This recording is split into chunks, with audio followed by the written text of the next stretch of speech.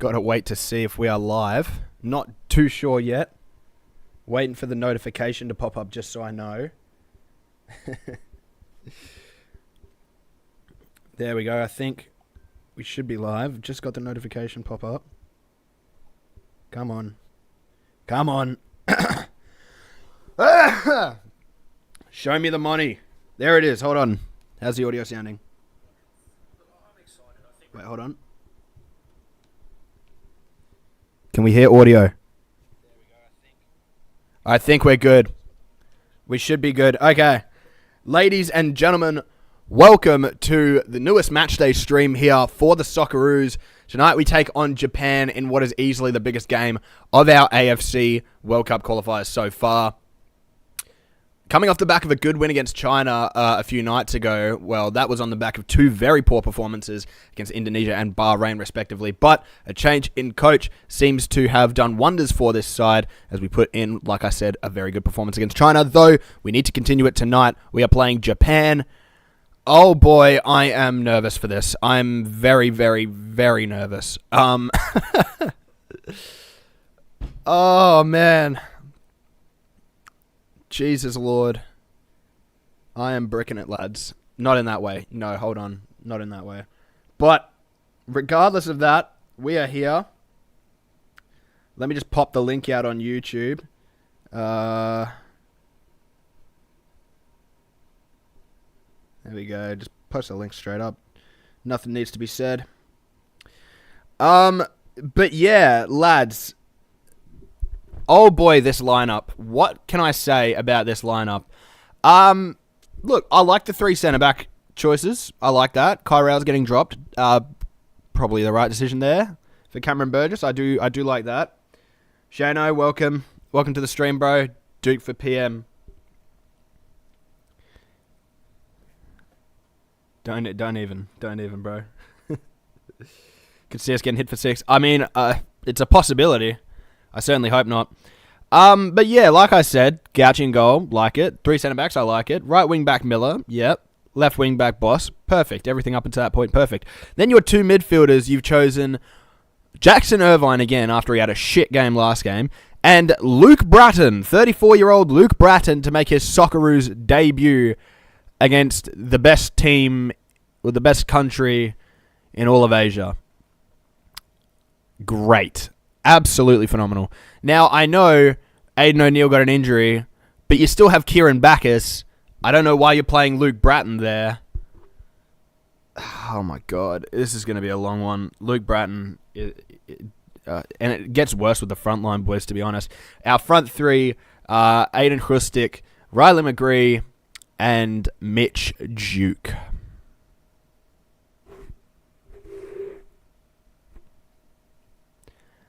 Whoopee. Yip-de-doo, honestly. Yip-de-doo. First of all, left wing Riley McGree. Okay, I like that selection, alright? Nestori didn't look that great starting off on the right wing, so I completely respect the choice to have Riley McGree off that left wing. But why are we going for Mitch Duke again? Excuse me? Like, why? What is the point? What is this obsession with having Mitch Duke in the lineup? Are we trying to play haram ball and just put him up top to whip in crosses? Because he can't pass. He can barely shoot when facing the goal. His hold-up play is dog shit. Like, I don't understand what this guy keeps getting picked for, in all honesty, unless it's simply just whipping in crosses to him. Because if that is our game plan with this whole system, what is the point of having, you know... I don't even know, man. Sean, welcome to the stream. Yeah, I'm feeling nervous too, bro. I'm not excited for this at all. Well, I guess we'll turn up the volume here. They're about to walk out soon, but I'm not excited. I'm not looking forward to it. 10 viewers in the stream already. Thank you guys so much for turning out so early. Oh man, this is going to be a rough one. This is going to be a very, very rough one.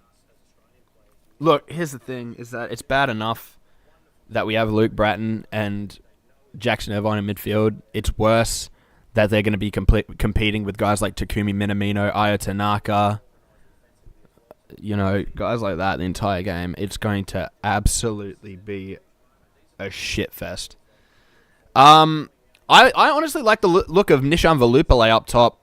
when he played against China. I honestly didn't mind it. At least he was offering something, some movement, some dynamism at least. Just give us something, man. But instead, we've decided to stick with Mitch Duke up top, which I will never understand personally. I will never understand how this man still has a spot in the Socceroos lineup. But yeah, I'm not looking forward to this one at all. I'm incredibly nervous. I'm incredibly dissatisfied with the starting lineup. I think this is a big chance to sort of put out a strong squad, and we've sort of gone halfway. Goodwin on the bench. I don't know how Craig Goodwin puts in the performance he did last game against China and somehow gets on the bench. If you don't want to put him on the right wing because he wasn't great there, fine. But why are you replacing him with... Like, I'm assuming it's going to be Aiden Hustic, who's out on that right-hand side, and McGree off of the left. Why? Why would you do that? Like... Look, if you're asking me what I would have done, I would have honestly just... I don't even know. I get Popper wants to play with inside wingers, but you need to play a system that fits best to your players. And if we're playing a system that counteracts everything that Nestori Irankunda does, I don't like it. Anyway, national anthem time now, lads. Let's turn it up. Let that national pride sink in, boys. Australians, all let us rejoice. For we are young and free.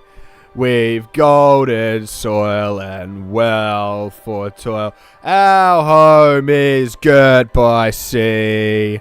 Big girt, boys, come on. Our land abounds in nature's gift. Beauty rich and rare. In history's page, let every stage advance Australia fair. Come on, the boys, in joyful strains, and let us sing. Advance Australia fair. Come on, the lads. Let's go. Let's go. We've got it, boys. We've got it. We got it. In the bag. In the bag. In the bag. I'm seeing some beautiful mullets in that Japanese crowd right there. They're not the Japanese fans with the mullets, it's the Australian fans, as I'm sure you can imagine. What would a Japanese fan with a mullet even look? I've never seen a Japanese person with a mullet. God, we're going up against Kairo Matoma, man. It's going to be Kairo Matoma running at Liam Miller and Jason Guerrier. Ah, shit. It is indeed going to be a rough one.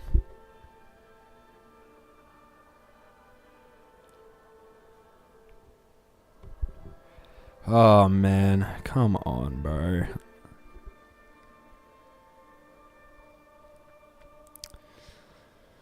Oh. Okay. Show some confidence, Alex. We've got a good side.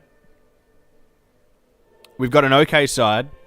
We had a very big win last game against China. Show some faith. We've got this. Can the Socceroos. Da big Socceroos. Gotta love the Socceroos. Alright. Come on. I've just gotten an ad. They've just finished the national anthems and Paramount's just slapped me with an unskippable 30-second ad. Paramount, how could you do this to me? Is that for Coles? Why Coles? Why am I looking at Coles adverts right now? The game is supposed to be starting and I'm watching Coles adverts. Woke. Lads, I'm not looking forward to it. I'm not looking forward to it, boys. I need to turn my air conditioner off because it's getting colder now. Fuck. Turn off, you bastard. Okay. Oh my god. This is just going to be a long game, isn't it, man? It's just going to be such a long one.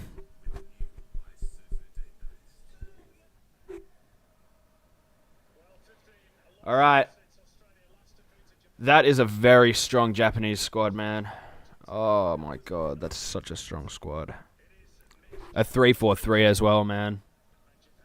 And it's bad enough that they're playing that many players, but when their wingers and fullbacks consist of Kubo, Minamino, Doan, and Matoma. They have Matoma and Doan as wing backs, bro. That's how much attacking talent is in this side. They've got 2 of their best wingers as wing backs. Takafusa Kubo as well, man. Minamino. In the midfield, you got Morito and Tanaka. This is going to be haram. If Luke Bratton drops a masterclass tonight, I will feel like an absolute idiot, but I seriously doubt that it's going to happen. I seriously doubt it. But I hope it does. Because if it does, then maybe we can get something out of this game tonight.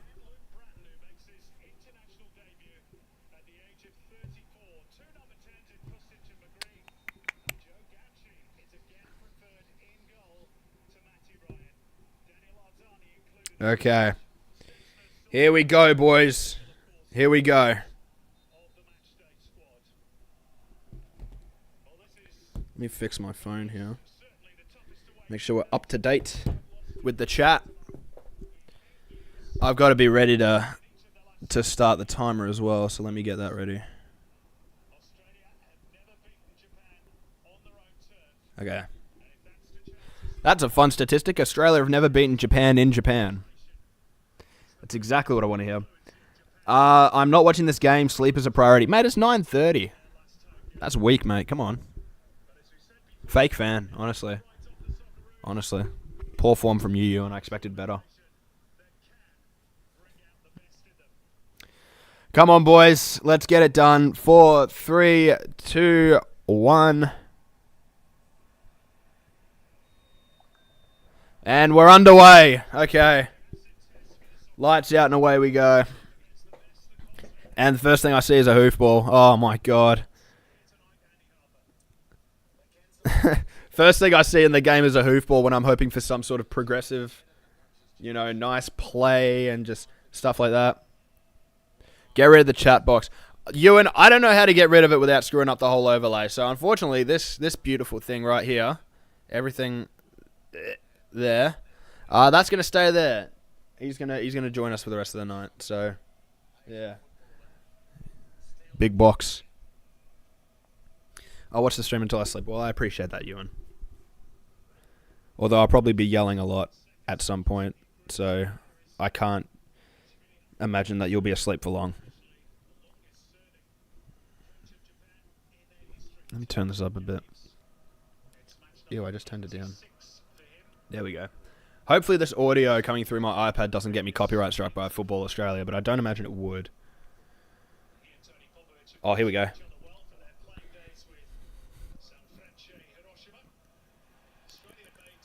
Oh, we've already turned over possession. Good tackle, Guerrier. Oh, and we win the ball there. Lovely, lovely, lovely. Come on. Yes, good start. We're a minute in and we haven't conceded. This is big, boys. This is big. This is big.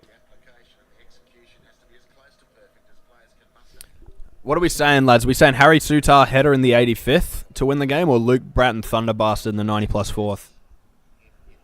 Either or. We're not scoring any other way. No Indonesians.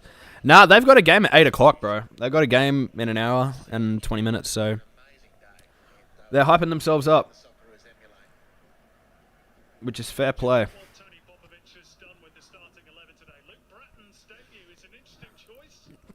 Gary, surprisingly, brother, we're 2 minutes into the game. It's a bit early. No, but he was good last game against China. He was very good last game.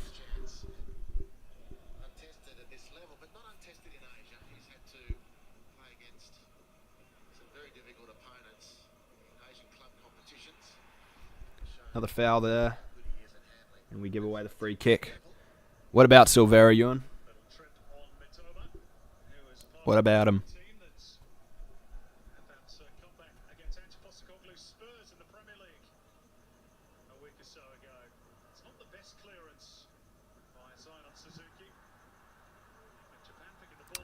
That's a yellow card, isn't it? That's going to be a yellow card, isn't it? Should have been a yellow card. That should have been a yellow card for McGree. He's lucky to get away with one there. I don't know why he's done that. That's a stupid tackle. Oh, man. Oh, ball over the top here. Thank goodness Doan doesn't get to that. You know what? If anything, I'm excited to watch how Japan play, man, because I'm a huge fan of watching their style of play with their overlapping wing backs and all. Let's hope the physicality of this Australian side can match him, though. Maybe that's why Luke Brighton got picked. Maybe just that bit of shithousery, that bit of physicality. Nearly gave away a foul there, so can't say he's impressed me too much so far. Takafusa Kubo on the ball. Inside here, Morita slips it in. Nearly a chance there for Japan. Done well, though. Can we release quickly? No, we can't. We lose the ball again. Japan's going to get it back through Kubo. Oh, no, that was Minamino, actually, sorry. Morita tries to put it inside. Burgess does well. He's going to clear that up the field. And Mitch Duke cannot win the header. Random surge of viewers. I mean, that is a good thing, at least, if you heard on the commentary. There's no endo for Japan tonight. Though they do have pretty much their entire first-team squad available, so make of that what you will. Ah.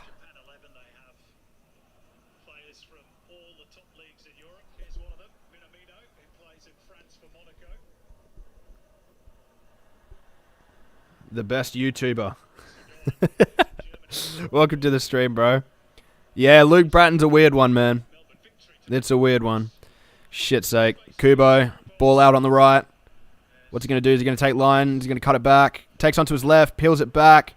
Chance gone into the box, cut back onto the left. Is there going to be a shot? Forced through. Kubo, left foot. Shoots near post. Hits the side netting. My lord. Oh my god, why are we sitting so deep, man? Literally no pressure on them whatsoever. Kubo might have just been offside, but Sutar needs to check his shoulder there, man. I think he might have nearly put Kubo onside, to be honest.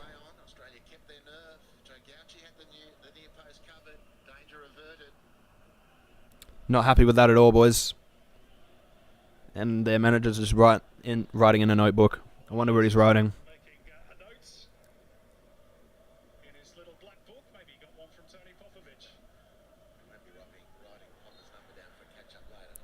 What's Japanese for these Aussies are shit? That's probably what he's writing in his notebook. Aussies need to go in the trenches for one. Mate, we're going to be in the trenches for the next 84 minutes, so might as well get used to it. Yeah, Kubo's a fantastic player, Ewan. Absolutely phenomenal baller. He plays for Real Sociedad in Spain, yeah. Came through Madrid. And then loaned to Sociedad, and I think they bought him after that, actually. So, yeah. That is a dead set piece. What have we just done there? And that was Mitch Duke. My lord, what a header.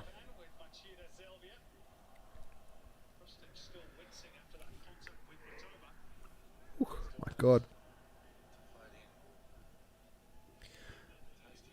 I like how Luke Brighton fakes taking the set piece. Like, brother, I think Japan know that you're not in charge of these set pieces, boss. Let's be honest here. I find it ironic that against Japan, the one team that you'd have to say that our only big real opportunity is going to come from set pieces, you don't start Craig Goodwin, who is the best set piece taker in the country. So yeah, definitely a weird choice. And my Paramount audio's just cut. Oh no, we're back. Thank Lord. Thank the Lord. Do you rate Mitch Duke? No. No, I don't. I don't think he offers anything outside of being a big, tall boy. Which, to be fair, there's a lot of players where you're like, okay, well, you put a big striker in there for them to be a big striker. But the way that you want to play here, I'd appreciate if my striker could at least, I don't know, use hold-up play really well, was dominant in aerial duels, could at least, hit a 6-yard pass, or at least do something with his back to goal. But no, Mitch Duke doesn't really offer much. He's not quick. He's not technically good. His hold-up play's not that great. He's just a big boy. That's about it. And I'm sure he's a great guy. It's just I just don't rate him as a striker, man. I'm sorry to say. Maybe that's just me being a douche though. Oh, come on, here we go. Can we hit on the counter? Nope, we lost the ball again. That is shite. Who's our loudest player? It's hard to say, mate. Hard to say because I don't really know the lads personally. If I had to have a guess, I'd say probably Jackson Irvine, I guess. I really don't know. I really don't know.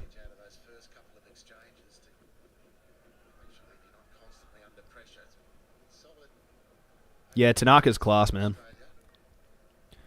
Tanaka's class. I wish I could watch more Leeds United this season, man. They're such an exciting team. So many players in there that I'd love to see in the Prem next year. Tanaka being 26 is surprising, though. I never knew that man was 26 years old. I thought he was, maybe 22, 23, something like that. But no, he's 26 years old, which is crazy. Garia with the interception. I don't think that should have been a foul, actually, on Garia, but I'll take it. If it means that they don't hit us on the counter. I'm very scared of Japan hitting us on the counter. That's not a foul, let's be honest here. He has milked it for all it's worth.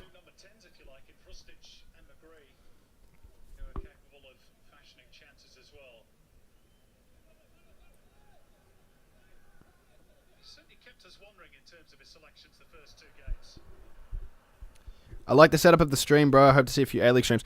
Don't worry, you are going to see plenty of A-League streams like this, and I want to decorate the background more with, heaps of, A-League stuff, bro.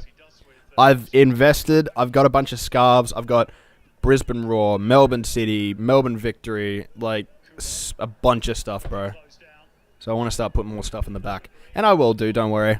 I just was in a bit of a rush today, so I didn't really have time to make a nice and pretty setup, so don't worry, we'll be doing plenty of A-League live streams this year. The first of which you will see this weekend when we are doing our telethon charity live stream. So make sure that you guys are around on Saturday and Sunday for the telethon charity live stream, where we are raising awareness for the West Australian Telethon charity, which raises money for research into research into health problems for children, as well as money for the Perth Children's Hospital. So, yeah, make sure you stick around on Saturday and Sunday for that one. But let's stop discussing that now because we have to worry about our boys on the pitch.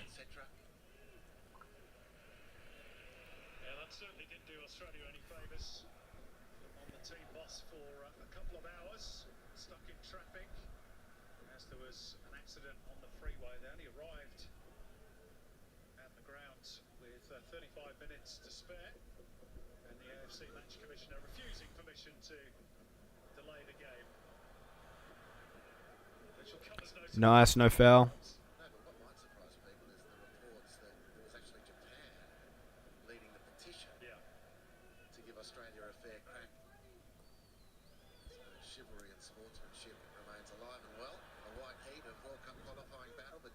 Nice, good play. Lewis Miller's out there. Can't find him, though. God, this Japanese press is suffocating. Nice turn there, though. Now out to Lewis Miller, who runs it straight into the Japanese fullback. Is he taking this very serious? Really good to see. Thanks, man. No, of course, man. Of course.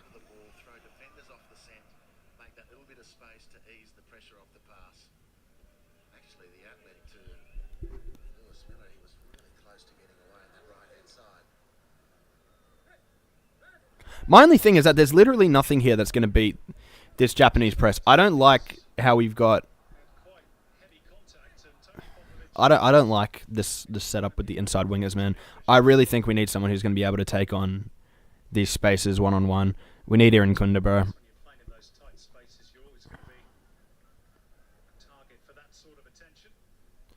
Look. Oh, Hrustic just got a knee in the back of the head. Dirty fucker. I doubt that's a red card. It's not a red card. You going to stream Auckland's first game? Well, the charity stream starts my time, 11:30 a.m. on Saturday, and Auckland's game kicks off at 12 p.m. my time. So, yeah, the first sort of thing after the introduction of the charity stream is going to be my live reaction for the Auckland versus Brisbane game. So I'm very excited for that, and very excited to see how Auckland are going to do. I really hope, as an expansion club for the A-League, they do well this year. Because the A-League needs a top-tier supporting expansion club. Endine, welcome back to the stream, bro. Welcome back to the stream. Thank you for stopping by again. Guerrier, good interception there. Goes out for a throw-in. Japan 0, Australia 1. I hope so, man. I hope you're right. I really hope you're right. Goodwin, Irankunda, Fornaroli, possible top 3. What do you think? I wouldn't put Fornaroli. My ideal front 3 for the Socceroos. Look, here's the thing. I don't mind this idea of inverted wingers. I don't mind it, right? But that's only in the case that Jordan Boss is on one side. But here's the thing. We've seen several times with Jordan Boss that he's more than capable of tucking inside and becoming an extra man in the midfield in the build-up. We've seen that numerous times for the Socceroos, and also during his time at Melbourne City, and also during his time at Westerlo. So I don't see any harm in putting Goodwin out on that left wing, and I don't see any harm on putting Irankunda out on the right wing. I really don't see the problem in it. But what do I know? Maybe even play Metcalf out on the right wing back, bro. Have him cut inside. Who knows?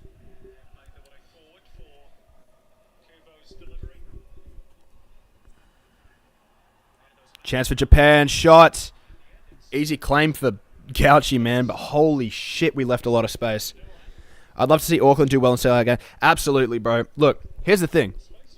As a Glory fan, I don't like Western Sydney. I don't like Sydney. Whatever. I don't like any A-League club other than mine. But I would be super happy with literally any A-League team, even if it's one I don't like, consistently selling out games, because it makes a statement that the A-League has true potential and a core fan base that will turn up week in, week out for games. And I think Auckland's introduction is going to be massive for the league, and if they do really well, because they've done some really good business, if they do really well this season, I could seriously see a strong case for some big investment when that Canberra team does come in. And I hope there is some big investment. Maybe even Red Bull comes in. Red Bull Canberra, I wouldn't mind it. How cool would that be? Enjoying the stream. Well, I'm happy to hear that, Sean. I'm happy to hear that, bro. Always nice to hear that people are enjoying the streams. It really motivates me to keep these ones going.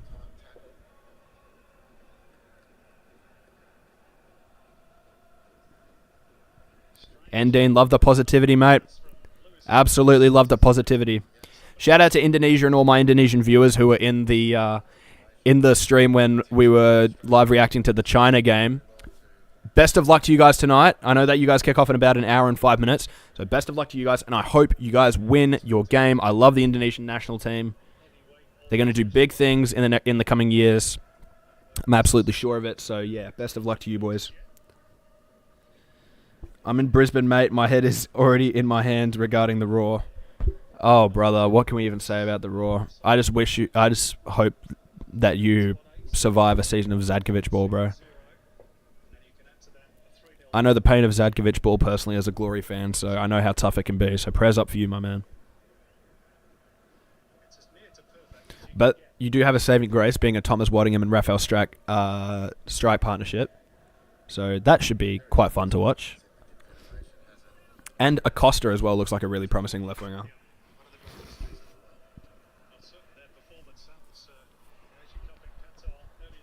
Mate, if Sutar comes running at me, I'm letting him have the ball. Like I'm not doing shit, bro. He can take the ball. He can take the ball. I don't want it. As soon as he wants the ball, it's his ball, bro. As soon as he wants it, nah, I'm good. I'm stepping right out the way. That's why I feel so bad. I remember in the World Cup 2022 how we were playing Tunisia. Kai Rolls made that mistake, and then Sutar just charges this guy down and just snaps him. Clean, wins the ball, no foul. Mate, how shit must you feel if you're that guy? Is Zadkovic ball? Yes, bro. Yes. Yes. Big old chrome dome, bro.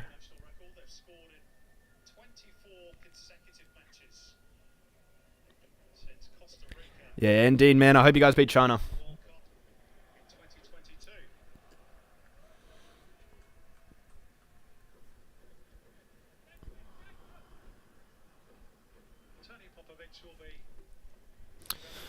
My only saving grace for the group so far is that we haven't played Saudi Arabia yet, and they don't look great. But on the other hand, we did lose to Bahrain and drop points against Indonesia, so I can't really be commenting on other teams. But I did see positive signs against China. Not really seeing it here today with this sort of tactical approach. And speaking of which, Takafusa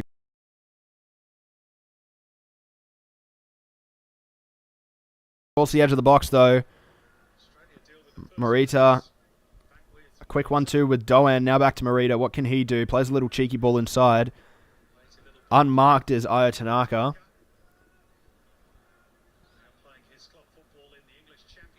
What can Matoma do here? Takes line. He goes inside the box. Tries to pull it back. It's a good touch. Back outside to Morita. Is he going to wrap one? No. Passes it out to Takafusa Kubo. Dribbles. Boss is standing him up really well there. Fair play. It's a deep cross, and that's going to be way too far. And we're going to have a throw-in out on the other side. Surviving that one there. Boss, very good defending. Very good defending from Geordie Boss. I love Jordan Boss, bro. He's so good. He's so good. I hope his brother Casey Boss, playing for Melbourne Victory now, I hope he has a belter of a season, bro. I need to see the Boss brothers as our two left-back options for the Socceroos. See, that's the thing. That's the annoying thing. Australia has no good right-sided fullbacks, in my opinion. Like, like we have good ones. But, like, are there any Australian right wing-backs out there that I look at and I go, like, whoa? Like, no. But you look at our left wing-back options. Boss, Farrell, Moragas. We've got some seriously good options there. And that's without including experienced guys like Jack Iredale. You know? We got no one there, bro.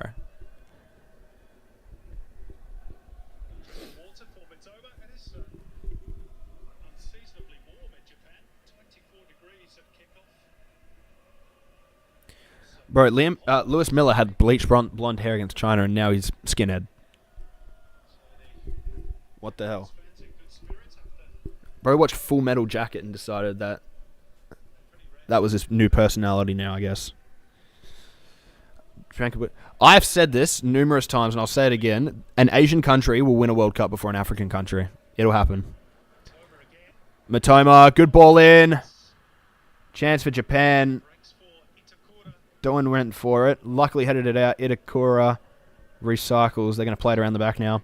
But the amount of money that countries like South Korea and Japan are putting into football infrastructure is absolutely insane. So, yeah, they'll definitely win a World Cup before a African team. Takafusa Kubo, good touch. Burgess does well. Did he win a goal kick? No, it's going to be a corner.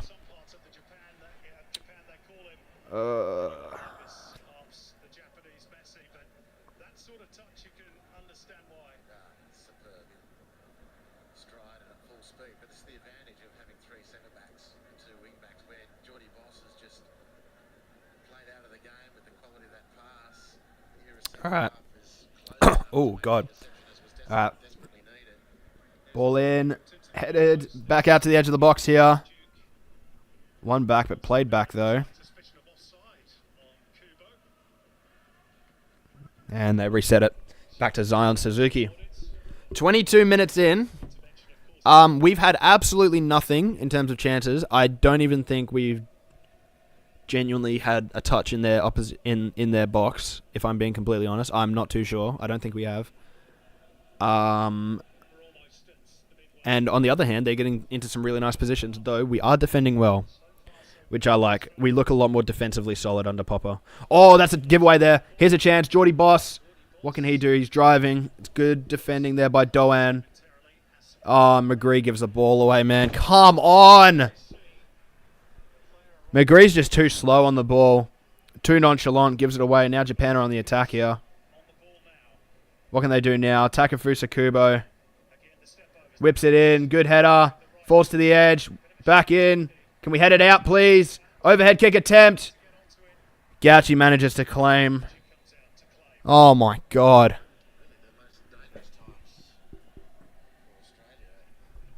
It's just not what you want to see. I think the laid-back Aussie mentality also extends into our football. Yeah, I mean, you're not wrong. You're not wrong. But in some of our players, it does. In some of our players, it does. I feel like there are a lot of players where you look at and you go like, oh, fucking hell. Like, but there are a lot of really laid-back players in the national team.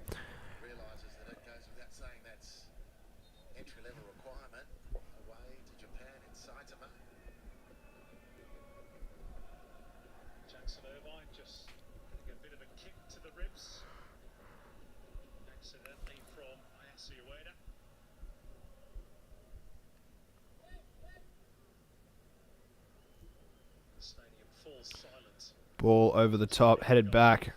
Suzuki's going to claim. Another long ball that we do nothing with. Imagine my shock.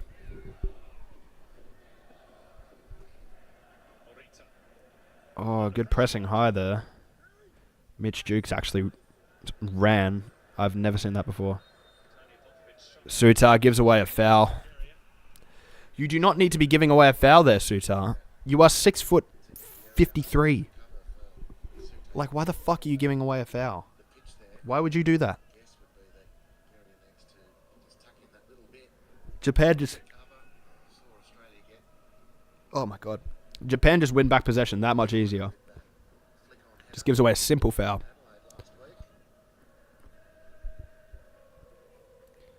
Look at that stat, man. 191 passes for Japan, 89 for us. We can't keep possession, man. We honestly... As soon as we get the ball, it's gone. As soon as we get the ball, it's the press, the counter press, and it's gone.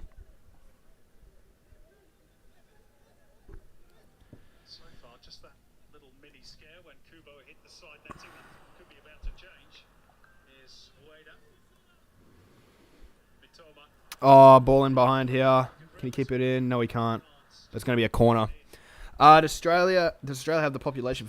It has nothing to do with the population. It has to do with the actual willingness to spend money.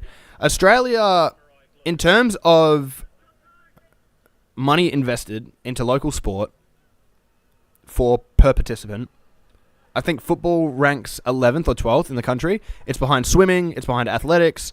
It's behind AFL, NRL, netball, rugby.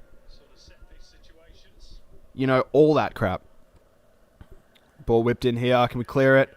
Good header out by, I think, Geordie Boss. Need to step out here. But there's no money invested into the game, which is absolutely disgusting. Because football is the most... Oh, here we go. Marita. Guerrier blocks it. Nice work. But in terms of participation, it is the most participated in grassroots sport. So that begs the question as to why is it not invested in more? Well, I think it's because Australia and the Australian governments have their own thumb up their ass. For one. And two, I think the sense of national identity is too strong. I think there's not a willingness to invest in something like football because it's not seen as an Australian game. Something like AFL or rugby is seen as an Australian game. Cricket is another one. Swimming, athletics, they're Australian sports, not necessarily football, which I think is stupid. Header going out. That's going to be a goal kick.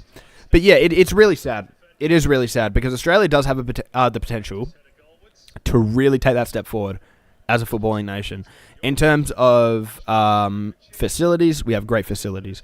We have great facilities, and we have the potential to have even better facilities. There are a few things that kill football in this country. One is the lack of opportunities for players to go professional.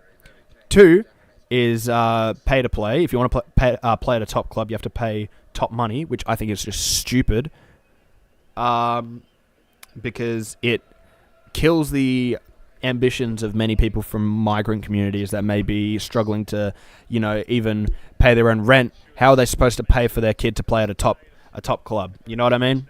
How are you supposed to pay $1,500 a year for your kid to play for the Perth Glory's NPL side when you're barely paying enough for the fucking electricity bill? So I think it's ridiculous. I mean, we had a World Cup. We had a Women's World Cup, and it did very well. And then what did we do? We proceeded to not capitalize on it at all.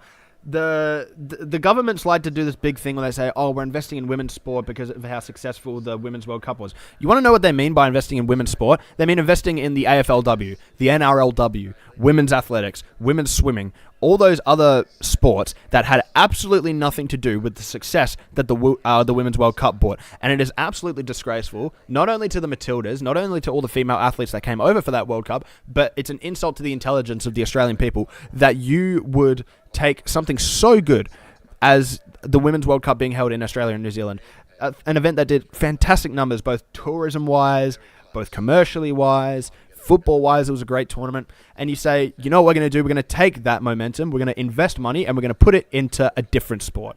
What a joke. What a sick joke, honestly. Especially since the Matildas have taken a back step in recent years, you know, in terms of the quality of football and everything like that, because of how lazy and how poor the management is in Football Australia and pretty much every other code of the game. It's an absolute disgrace, and it bleeds right through the core.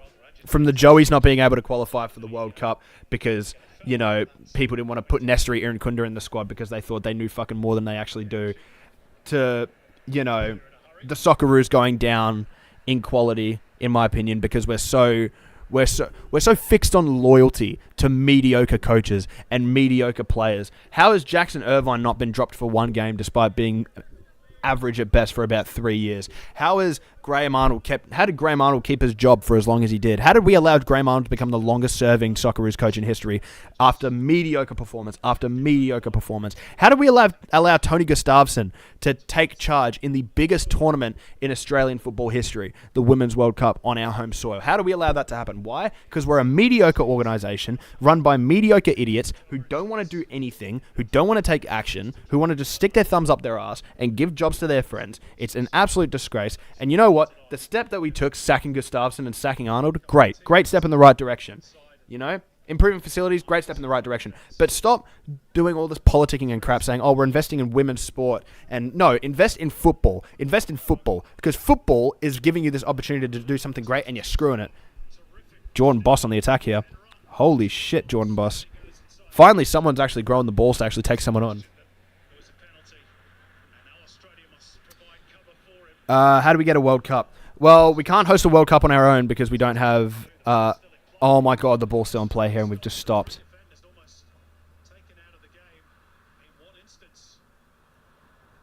Jesus Christ. My god. But in order to have a World Cup, we can't host it on our own because we don't have the facilities, and I seriously doubt the government will build extra facilities in order to host games. I think our best bet for a World Cup is if we do a joint World Cup, we do a sort of oceanic World Cup. You have Australia, you have New Zealand, you have Indonesia, and you have Singapore. You host it between 4 countries. Australia, New Zealand, Singapore, Indonesia. Southeast Asian World Cup. Not Southeast Asian, Oceanic World Cup. Or whatever you want to call it. I think that would be perfect. I personally think that would be perfect. And then if you want to have another joint World Cup elsewhere, you can do Japan, South Korea, like they've done before. But I think Australia, New Zealand, Indonesia, and Singapore would be phenomenal. Boss and Goodwin are our best players. I'm not going to disagree with you, bro. I'm not going to disagree with you. And it frustrates me so much because the only reason you would not play Goodwin on that left side with Boss as the left back is because you assume that neither of them can cut inside and fill that gap when the other one holds wide. But we know that both of them can do that if needed. So I don't know why we are starting players like McGree out on the left wing instead of someone like Goodwin being in his natural position. Graham Arnold, mediocre at best. He took Australia to the next round. Oh, yeah, you mean the World Cup where we were... Okay, let's not get revisionist with our history here, all right? Let's not do a bit of recency bias or whatever, all right? That World Cup campaign, we got lucky to go a goal up against France, all right? Fairness, we went a goal up against France. Fantastic moment, great. Graham Arnold then made the tactical decision to sit off the rest of the game and allow France to control 80% of the possession, which then led to them scoring 4 goals. And he only made subs... All right, he only made centre-back subs to protect a goal difference after conceding 4 goals with 10 minutes to go. All right, that's mistake number 1. When you're dominating a game against a team that thrives off of keeping possession, you then sit off and let them have the possession. Fantastic, great. That was his first mistake. All right? Game against Tunisia. Great win. Let's not pretend like that game was a tactical masterclass by Graham Arnold. Because as someone who watched that entire game, I will tell you that Tunisia matched us, if not were better than us, for the entire game. We did not look like the better side in a lot of metrics that game. And Denmark, we were not the better side at all. We got bailed out by a piece of Matthew Leckie brilliance. And we could have gone out if Tunisia didn't bottle it to France and we didn't hold out against Denmark. We got incredibly lucky against Denmark. Let's not forget. Ball's gone wide. I think that's a corner as well. But we got incredibly lucky. Argentina, all right? I'll give it that, all right? We played a decent enough performance. It was spirited. It wasn't good football. It really wasn't good football. And if you want to tell me, oh, well, we held on for so long. Well, we played shit football. We never even looked to have a chance. From the start, we looked to try and take that game to penalties. We didn't even try. And you can say, oh, well, look, you know, we're a smaller team than Argentina. You don't want to, you know, be thrown because Saudi Arabia threw everything they fucking had at them. And they beat them. Saudi Arabia was the only team to beat them that tournament. Coincidentally, one of the only teams to actually throw shit at them. The other two teams that competed with them the most, the Netherlands, who threw everything at them, and France, who threw everything at them in the second half. We did not get lucky. That was a phenomenal sign of approach of Arnold, which was you got to take a chance at our level. You can't play like the US men's team, which is cowardly and loses everything. What? We haven't won anything. You can't make comments about the US being cowardly and not winning anything when they've actually won shit. They've won shit a lot more recently than we have. Let's not. At least with the US national team. And look, here's the thing, all right? The US men's national team is a stupid example to give because Greg Berhalter is one of the shittest coaches I've ever seen at the national team level, all right? Greg Berhalter, Gareth Southgate, and Graham Arnold, tactically, mentally, are all in the same bracket for me because they rely so much on individual brilliance to create attacks. There is no sort of attacking structure. There's no sort of planning that goes into it. You watch any Graham Arnold Socceroos game and tell me that there's a form of attacking identity, and I will pay you. I will pay you to show me because I see nothing. I see nothing when I do it. And you can tell from the teams he picks. Never having a 10 in the side. Rarely ever playing with a 10. There's no form of actually wanting to go take the game by the balls and play. Same with Greg Berhalter. Puts up some beautiful American attacking talent and doesn't give them a system that they will thrive under. Same with Gareth Southgate.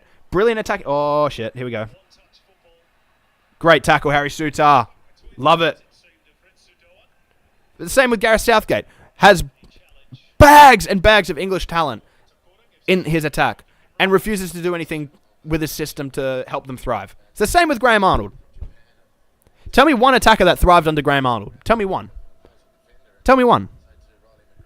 One attacker that thrived under Graham Arnold that didn't thrive under every other coach he's played for. That way you can't just tell me Craig Goodwin. Because Craig Goodwin's always thrived for the national team. As far back as I can remember, Craig Goodwin has thrived for the national team.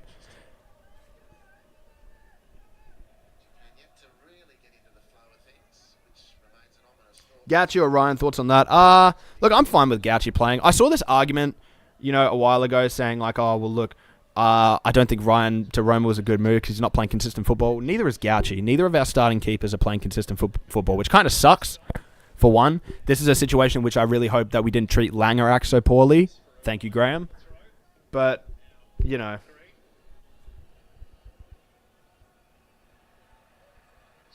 don't play great football, but we have heart and soul. Oh. Don't worry, lads. Forget the Asian Cup. Don't need it. Forget the World Cup. Don't even care. We have the most heart and soul out of every team in Asia.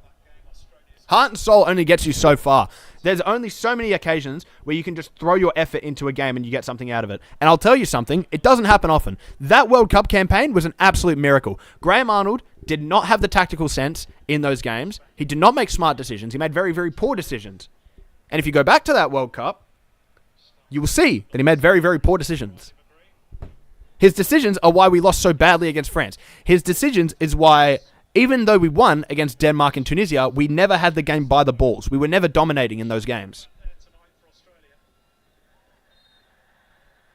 His decision-making is why it took a Craig Goodwin deflected shot to have our first actual chance against Argentina. So you can sit here and say we had heart and soul. Cool. Sure. Heart and soul. Great. Heart and soul's not going to win you an Asian Cup. You know what will win you an Asian Cup? Tactical know-how. Making a system that fits your players, that allows them the best opportunity to thrive in that system. Sort of like what Ange did when we won the Asian Cup in 2015. Played an attacking brand of football that gave our players an opportunity to thrive. What do you know? Our players thrived under that system. We were the best team in Asia. So, sure. If you want to have a World Cup campaign where we got to the round of 16 and looked great, look back to 2006. Look back to 2006. There was heart and soul in that team. There was good players in that team. Difference is we actually went out to take games by the balls.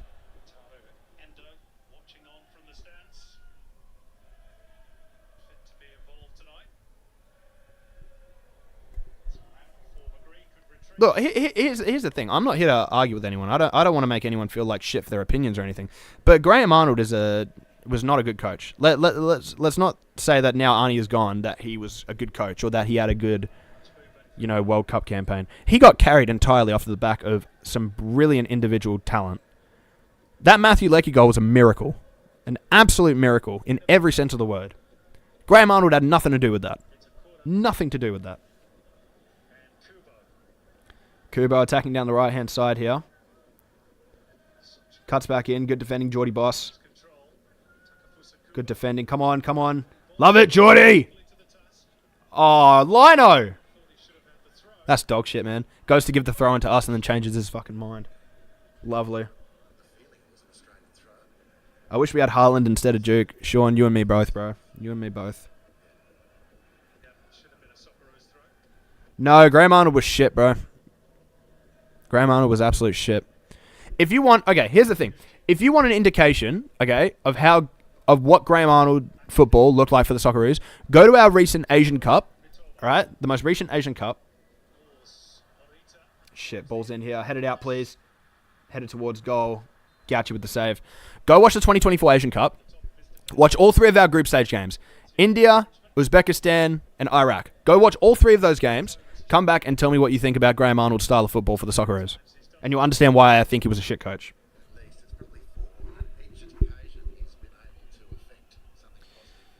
2006 was the last time we played well in a World Cup. Look, here's the thing. We didn't play good football in the 2022 World Cup. I'm proud of the fact that we got to the round of 16. Because one thing me and Jamie can agree on is we showed a lot of heart and soul. And I'm very proud of our team for that. What I can't be proud of is a coach sending them out there and relying on heart and soul to get us so far. I can't respect that.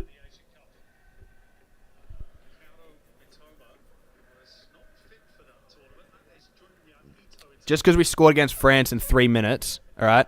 Yes, we went out to take the game by the balls, as in our players went out, did brilliantly for 3 minutes, and then got instructed by Graham Arnold to sit off for the rest of the game. And even when France equalised, you would have expected, okay, maybe now we'll go out. Maybe now we'll try and attack it. Maybe now we'll do something, try and create something. We didn't. For the rest of the game, we did nothing. We did absolutely nothing the rest of the game.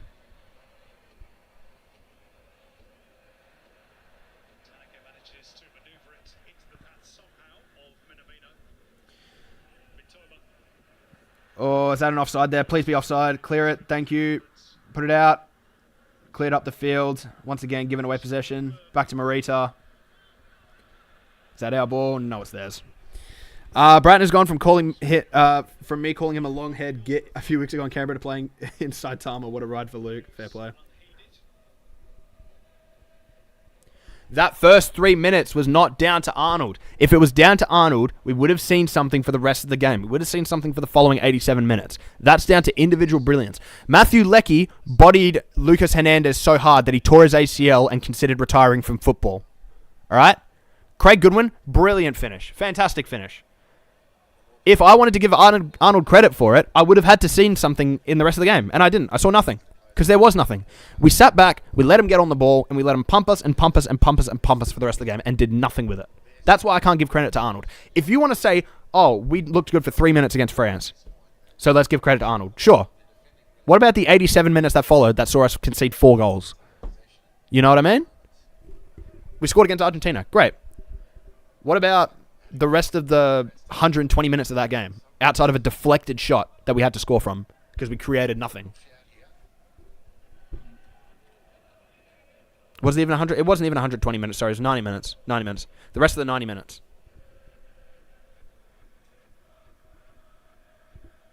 Viduka was a weapon. So underrated, man.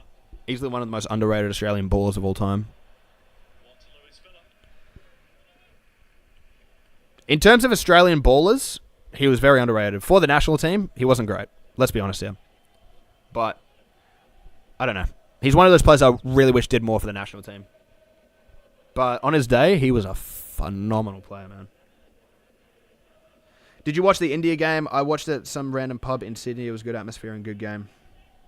Well, let me tell you something. Did you happen to watch that game in a crowd with a bunch of other Australian Socceroos fans? Because I highly suggest you check out a video on my channel called Australian Man Suffers Watching the Asian Cup. That is me at the same live site that you were probably at watching the game and reacting to the game.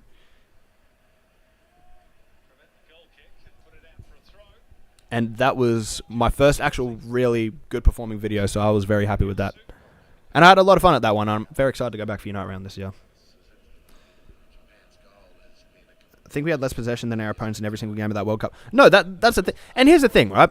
You don't necessarily have to have majority of the possession to be taking the game by the balls. Because you look at certain teams that play really high-risk styles of counter-attacking football. And I'd still look at that and say, that's entertaining. That's taking the game by the balls. We did nothing. Every time we'd win possession, we'd do nothing with it. We'd either hoof it long to Mitch Duke, which didn't work for majority of the time. In fact, the only time it did work is when he scored off of a set piece. So, France is the best team in the world next to Argentina. Come on, if we make the Final Four, it's a victory. But we didn't make the Final Four.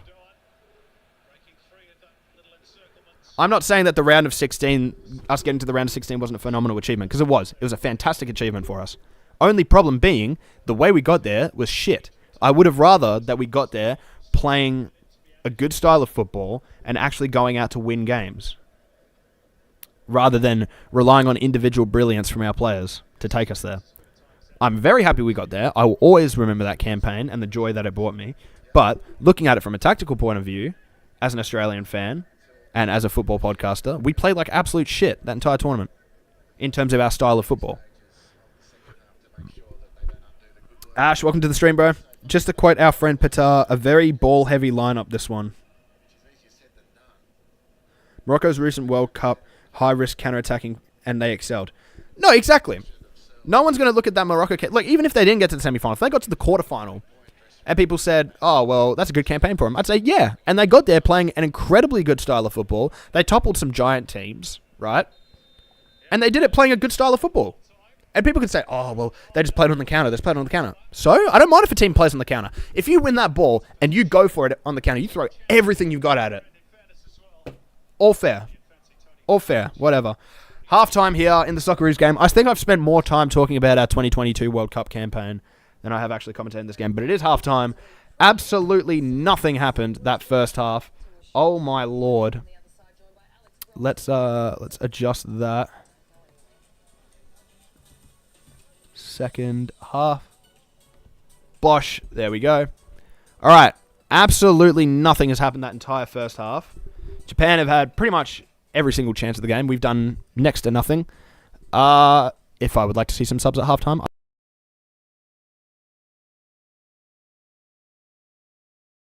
I'm indifferent about it at this stage because he's really... the midfield performance today has just been painfully mid. Very, very mid. Defense is holding up really well, though. Geordie Boss is doing really well as well. Cam Burgess looks solid. Sutar's looked very good. Gary has looked very decent as well. So, yeah. Not much to say about it. Would like to see Nishan Velupale come up top. Replace the whole front three, man. Honestly, just go for it. I was alone. All my mates bitched it and went back to the hotel. Did you have mates at the game?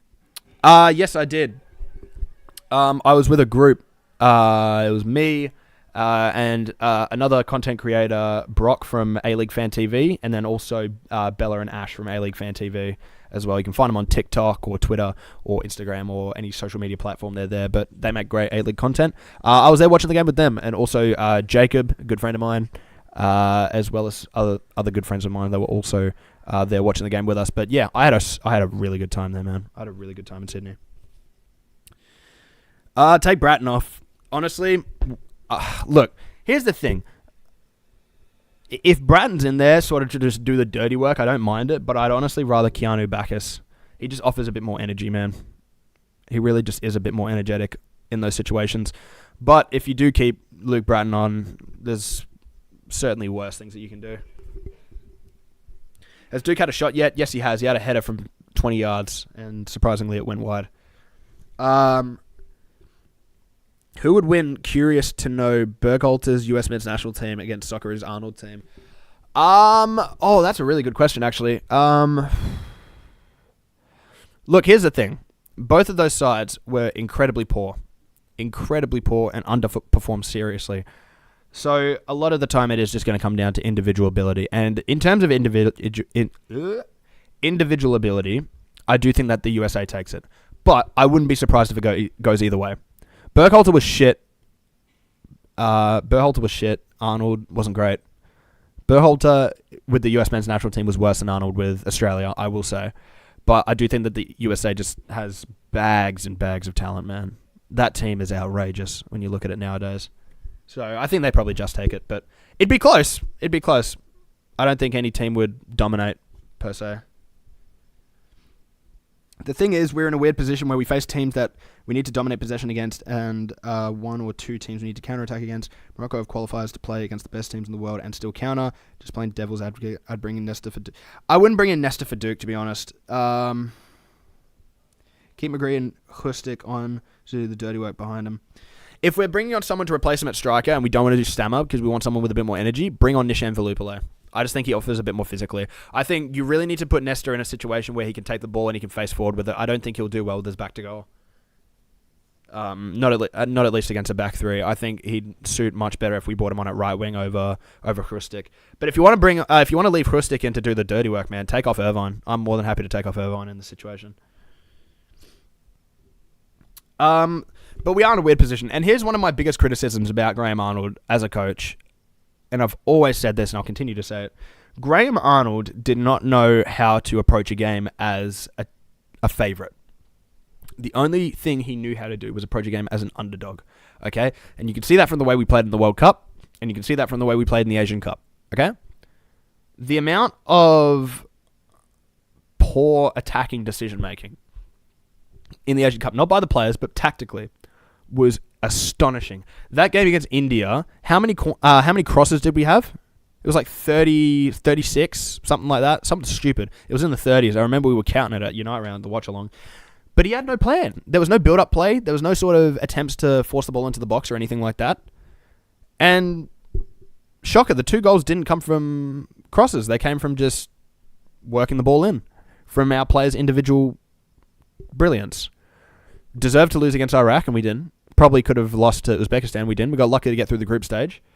So that was my main problem with Arnold, is that in those games against France, at the start, really well. Argentina, at times, we did okay.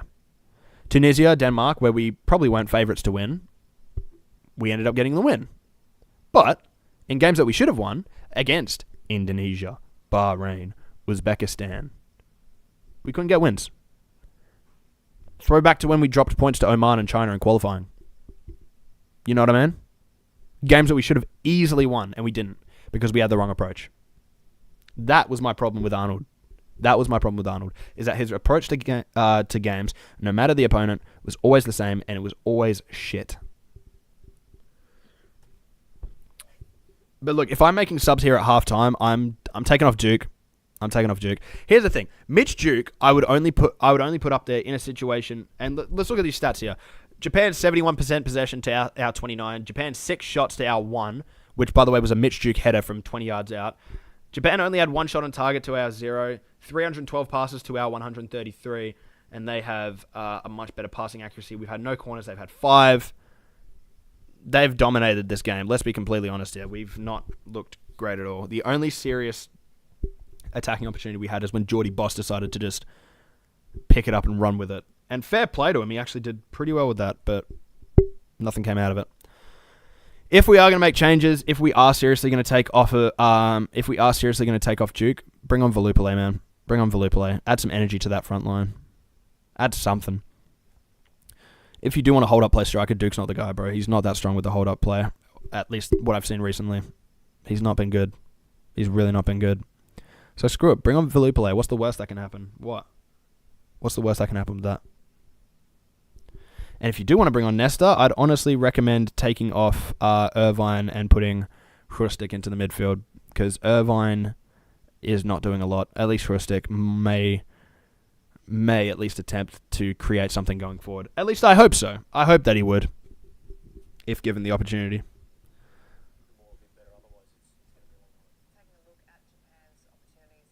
Basically, Alex Brosk just saying that we need to keep the ball better. He's not wrong. He's really not wrong.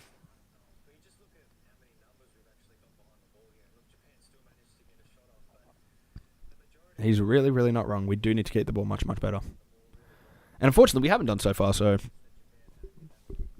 what do you know? What do you know?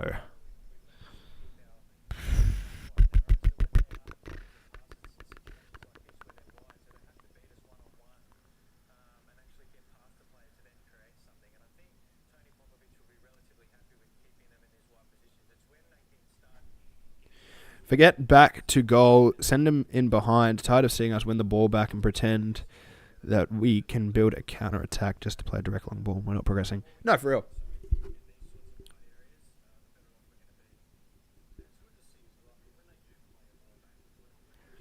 Just because we're an underdog in a game. Okay, here's the difference. Okay, here's the difference, all right?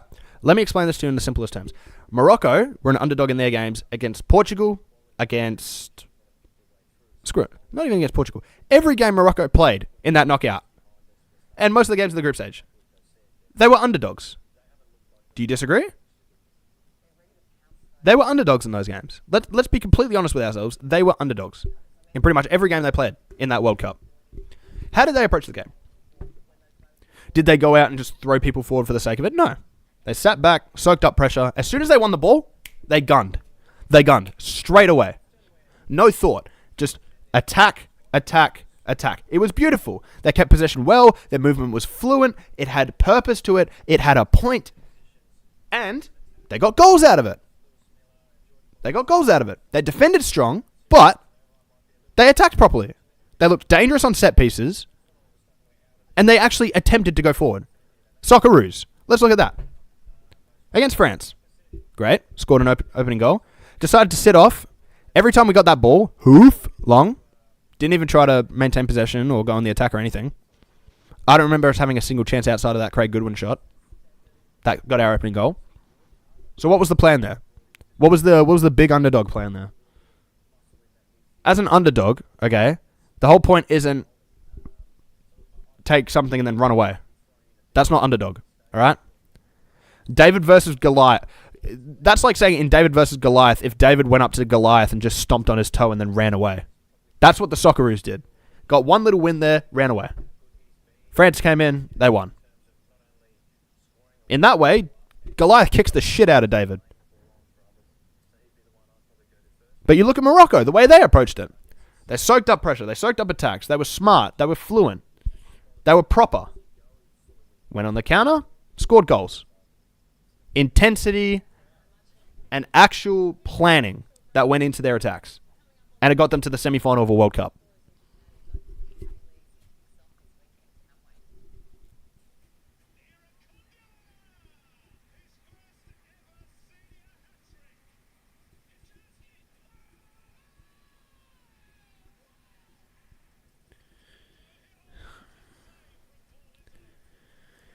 They went to a World Cup with a counter-attacking plan, realising they won't be able to play strong possession against the big teams, and they excelled. Couldn't care if it's their main sport or not. Just because Australia has multiple sports doesn't mean our coaches have to be useless. Hey, Josh, bro, welcome to the stream. They had actual counter-attacking plans. Australia had no patterns, no counter-attacking plan or counter-attacking structure. You're not wrong, Ash. You're really not wrong.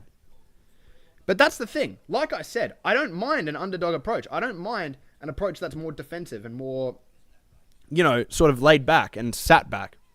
But you need to have something behind it. You can't just sit defenders back and go for penalties every game. Because when you concede 80% of the possession, you're going to concede a goal.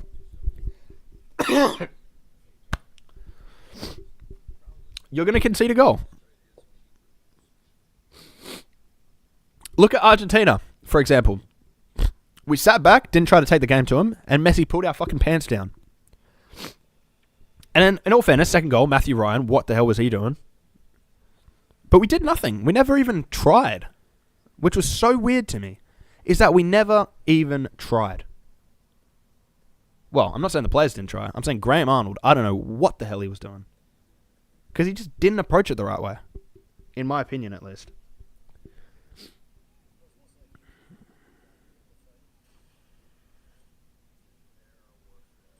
Let's also remember as well, Morocco went into that tournament with a brand new coach that had never played a game with their national team. Can we remember that? They sacked their coach. If you guys remember back to the start of that World Cup, Morocco had a big controversy where a lot of their best players were being frozen out of the national team squad because of disagreements with the coach. Morocco FA backed the players instead of their coach. They backed the players and said, you know what? No, you guys deserve better than that because you're our stars. Got rid of the coach, got in a new guy. They went to that World Cup not playing a single game with that new coach, and they got to the semi-final. They were a well-oiled machine in no time at all. No time at all, well-oiled machine. Went out, approached every game with purpose, defensive solidarity, and structure. That then turned into solid counterattacks, which got them to a World Cup semi-final. Absolutely brilliant. So even if it is their main sport, even if football is the main sport in Morocco, why are we pretending like Australia doesn't have incredible facilities, incredible talents that come through? Because we do.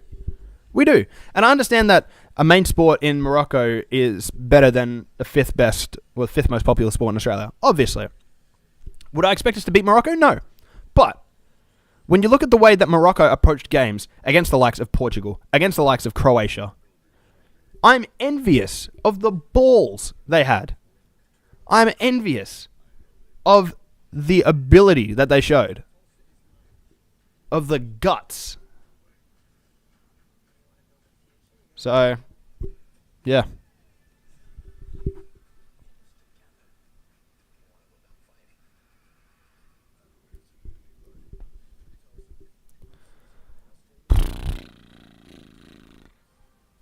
Hopefully we're nearly back with the game. I'm getting bored now. I need to see more second half action. South Korea right now playing Iraq as well. Just a score update for everyone. Currently 0-0 in the 37th minute. Australia making a change as well. Patrick Yazbek coming on for Luke Bratton. Okay. I actually don't mind that. I don't think that was necessarily the most needed change, but you know what? Sure. Sure thing. I'm not going to complain about Patrick Yazbek getting minutes. Why he didn't start is a different question. It's a very good question.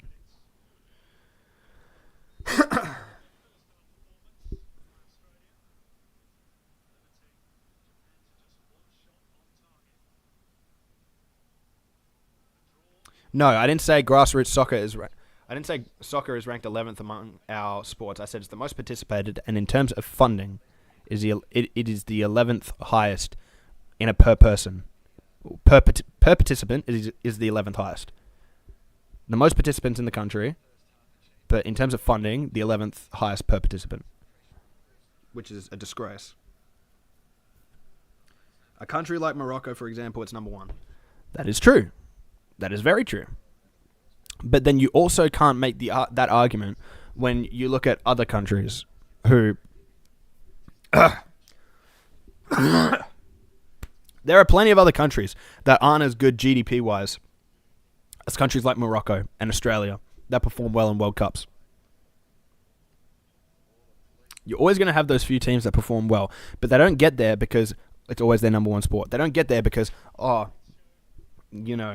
their youth systems are well-oiled machines. They get there because of tactical purpose. You can't just say, oh, well, this team's good because it's their number one sport.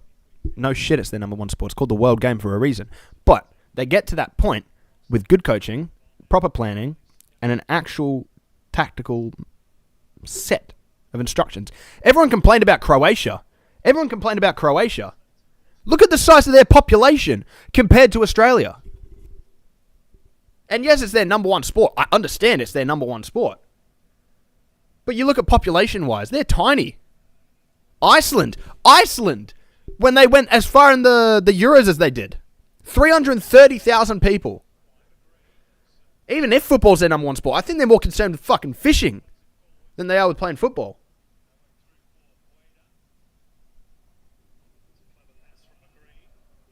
Underdog teams will always exist, but you have to have a proper mindset to get far. You can't just run an underdog gimmick and just go with it and just hope that you get as far as you can. There needs to be substance behind it. Socceroos had no substance. Iceland had substance. Croatia had substance. Morocco had substance. Japan, when they got as far in the World Cup as they did not too long ago.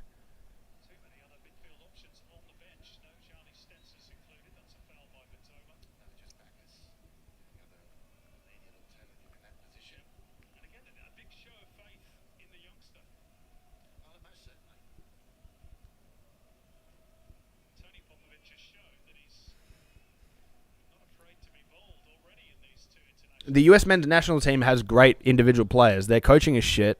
Their football association in charge of making all the decisions is shit, and that's why they haven't been good. Has nothing to do with the players. Just like the Socceroos has nothing to do with the players. It's poor coaching, it's poor planning, and it's poor just everything from the people above that are supposed to be making the right decisions, making the wrong decisions. That's why they sucked.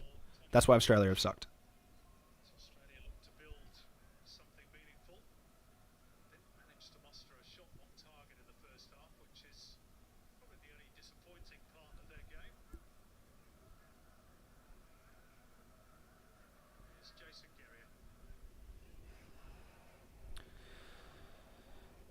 Jamie, with all due respect, if we're basing the success of Graham Arnold as the Australian national team coach off of 3 minutes against France, I think that's all that needs to be said, considering that he was in this job for about 6 years? Oh my God. He was here for how long? 6 years plus. And the only good thing we have to note is 3 minutes against France at a World Cup. A game that we then went to lose 4-1 because of his tactical ineptitude.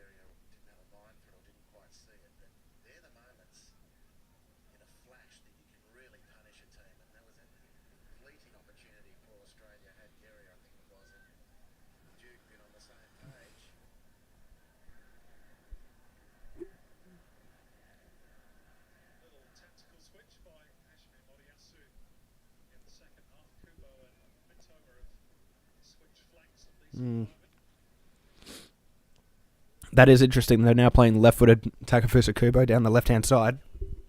Oh, I got a frog in my throat. Damn it. Ugh. Now have direct wingers, Japan do. Left-footed down the left-hand side, right-footed down the right-hand side instead of inverted wingers. They're going to be looking to exploit those gaps outside of Miller and Boss much more. That's frightening. Thunderbolts and lightning, dare I say.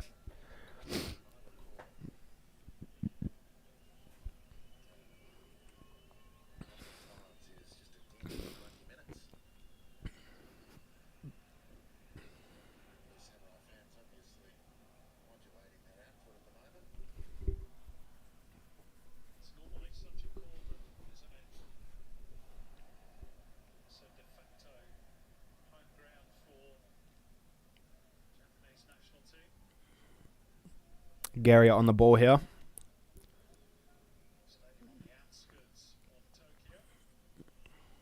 We're doing a lot better to keep possession this half. We just got to watch out when we play it out wide, man. As soon as we play it out wide, the press just goes from 0 to 100 for Japan. We've lost it every time we played out wide here.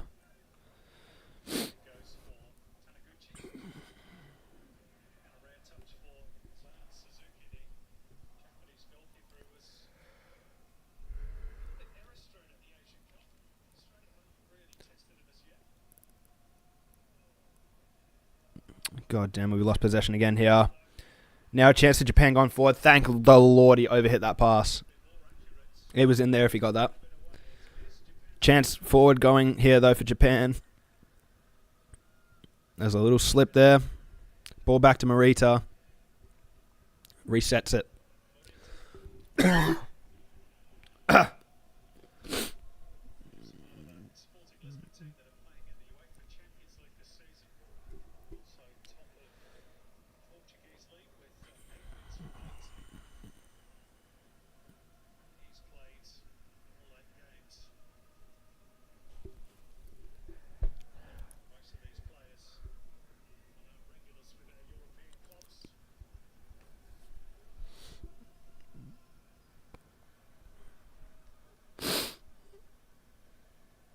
Japan doing a lot better now. Keeping possession now. They're a lot more patient. Matoma swings the ball in. Garia heads it down. Matoma now back on the left as well. So looks like it was just a temporary switch. Him and Kubo. Kubo beats his man. Gauchi claims it, thankfully. Honestly, we're lucky that Japan are focusing so much on their build-up and not actually having shots here because we are struggling.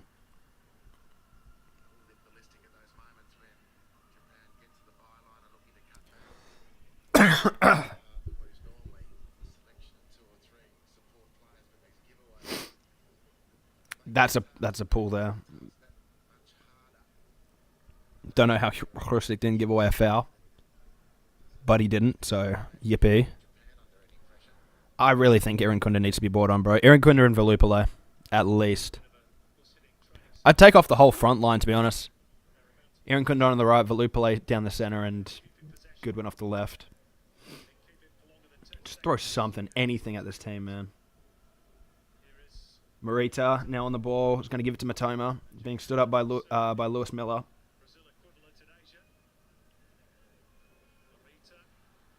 Controlled on the chest there. Very nice. Booted out. What can we do here? That's a poor clearance. Such a poor clearance by McGee.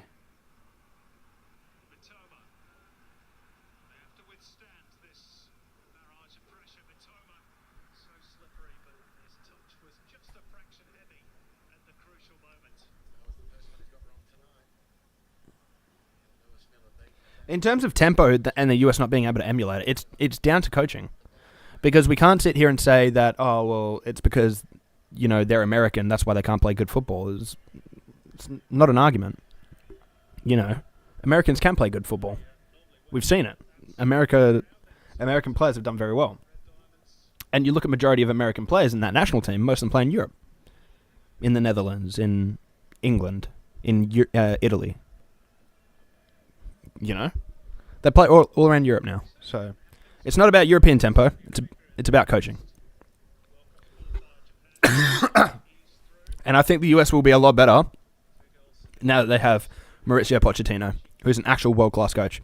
I'm just interested to see how Pochettino will be taking a national side, considering he's never coached a national team before. Japan look like they have some possible changes coming. Junior Ito, man, that is a scary sight. We do not like that. Obviously, a superstar for Stadrem,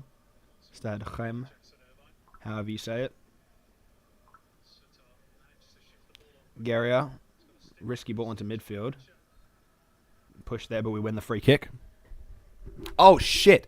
I forgot to start the fucking timer. Oh, god damn it. Okay, let me try and...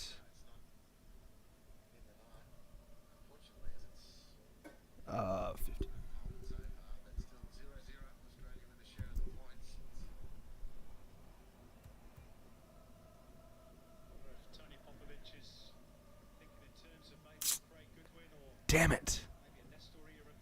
I screwed up with the timer, guys.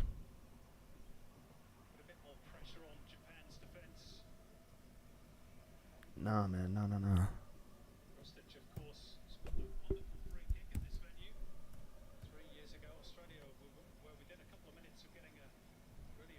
point, and then unfortunate own goal from Aziz Bayic gave Japan the win.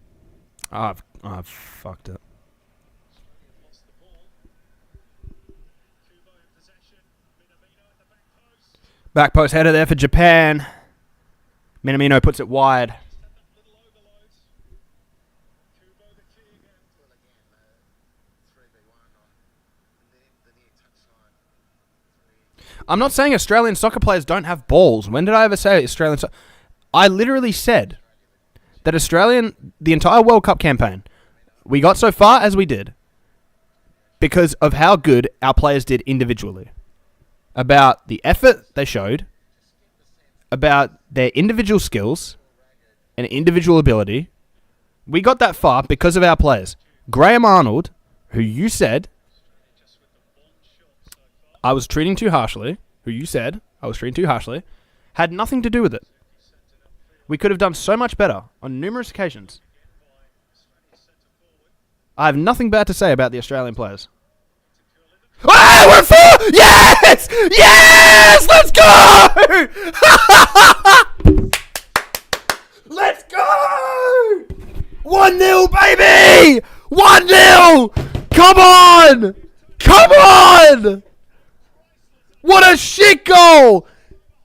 We haven't had a shot on target, and they score an own goal. Oh my god!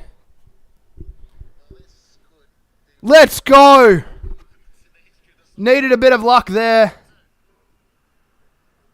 God, their centre-backs are better at finishing than our striker. What a terrible clearance. We're up 1-0! Come on! Okay, let me fix that. Away team score. Where is it? There it is. Fix that from 0 to 1, baby. Let's go! Let's go! Come on!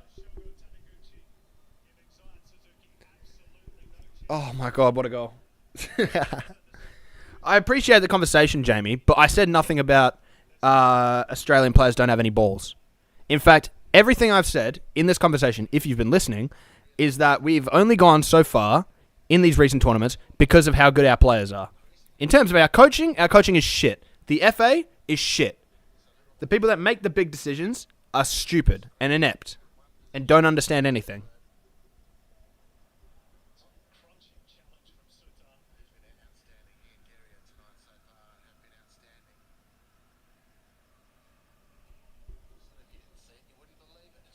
My only argument as to why we've gone backwards while the country's gone forwards is because of the quality of our coaching and development. Nothing to do with the players. The players are brilliant. I love our players. Some of our players, I think, are not great. But that's life. What are you going to do? I have a serious problem, though, when coaches don't give their players a plan or a path to succeed. And that's why I didn't like Arnold as coach. That's why I'm much happier that we've got Popovich. Well, I say much happier. I'm not much happier. I'm happier, not much happier. There's definitely better options we could have had. But, whatever.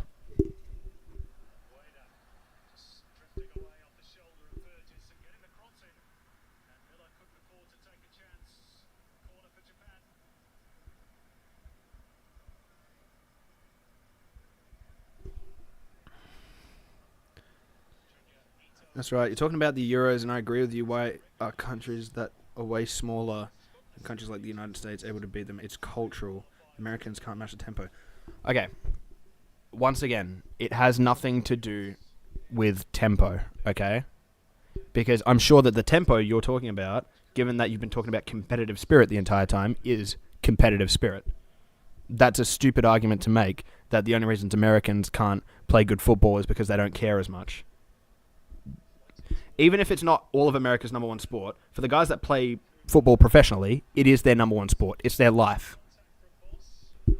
So you can't say, oh well, you know, Croatia should beat Australia because football is Croatia's number one sport. Why? Are you telling me that Craig Goodwin's number one sport is not football? That it's something else? Because Australia's favourite sport is not football? Because it's something else? That's a silly argument to make. And the reason that other teams are able to beat the United States is because the United States are behind in terms of development when compared to European countries, and their coaching is incredibly poor. They're getting better because their players are really good now. There's a number of European teams that United States could beat if they had a really good coach. Now they do. So I think there's a number of teams that they could actually beat. I'm confident in that in that statement. Junior Ito coming on for Ritzy Doan. Kubo whips it in. That's going to be a goal kick for us. Yeah, bro, we scored an own goal. It was whipped in by Lewis Miller, and then their centre-back just turns it into his own goal. We're 1-0 up, and we haven't had a single shot on target. This is prime Poppable. I couldn't think of a more Popovich thing than for us to play like shit the entire game and win 1-0 off of an own goal. So let's just, yeah.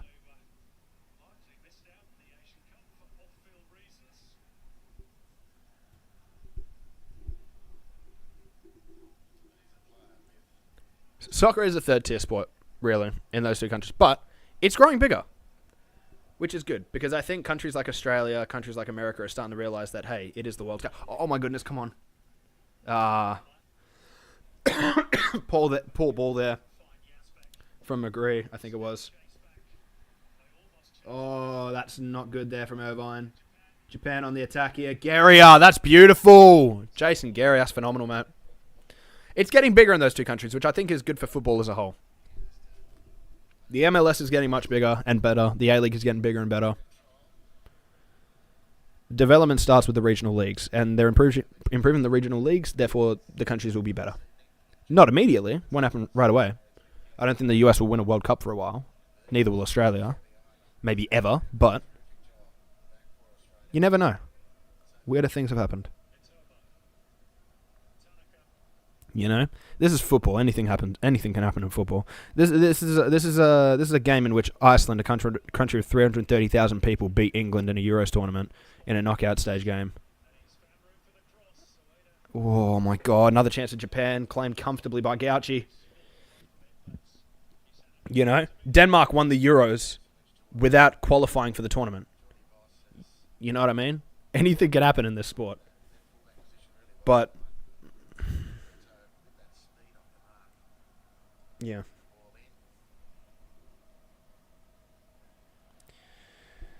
Oh my God. How am I going to explain to my grandkids that Australia beat Japan 1-0 while not having a shot on target? It's pretty simple. Tell them that Japan's centre-backs unlocked blue lock finishing gene. But he put it into the wrong net. Sounds about right. Whoa, referee! It's got to be a foul.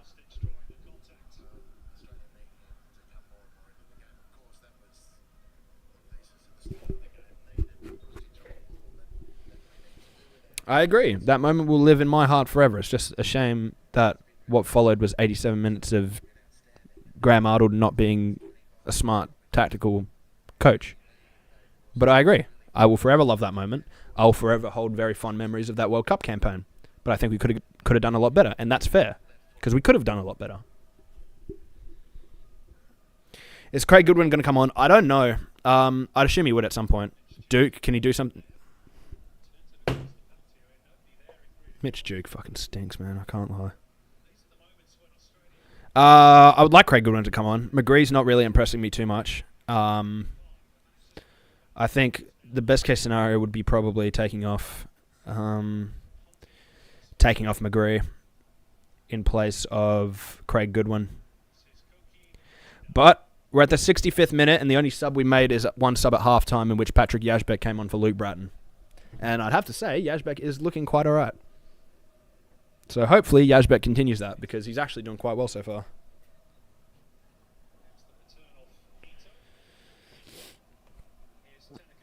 Japan taking their time, though. Playing it nicely around the back here.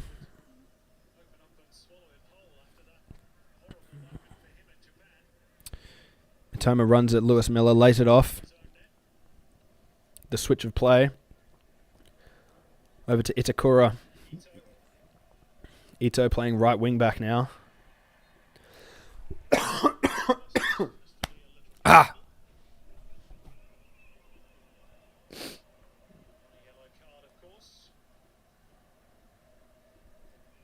Bro, Bro, if I'm starting to come down sick just before my charity stream this weekend, I'm going to lose my mind.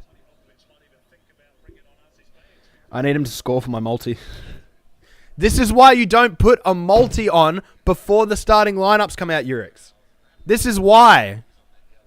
He didn't even start. Oh, God. Good defending. And we win the free kick as well. Lovely, boys. Love that. Jackson Irvine. My God. I've been slandering him for years now, but he's actually done something good there. Fair play. As the captain of his country, really at his best in these situations when not much is expected, and you just got to dig in and keep grafting. Does it at clubland with no small measure of quality as well. That he is exactly what you need. Irvine's got to carry it forward here. Charge in possession now for Australia. He does so nicely. Puts a ball over the top for Boss. What can he do with it? On the head. Up against Itakura now. Can he hold on to the ball? He does so nicely, man. Loses it, but we've won it straight back up high. We've played it back. What can we do here? Play the inside, surely. Have a look. Have a flick. Oh, come on, come on, come on, come on, come on. Win that physical battle. Win the physical 50-50. Shit's sake, man. Boss, great recovery.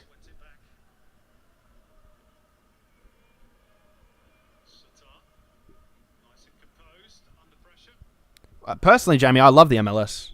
I watch it quite often.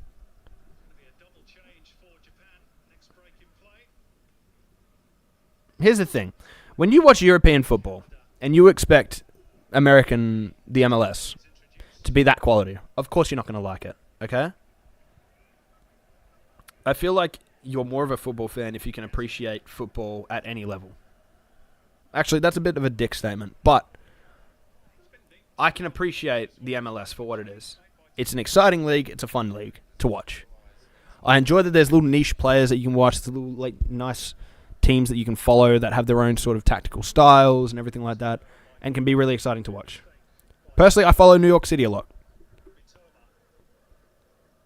One, because I'm a Man City fan and they're our sister club, and two, because I like a lot of their players. Inter Miami, another example.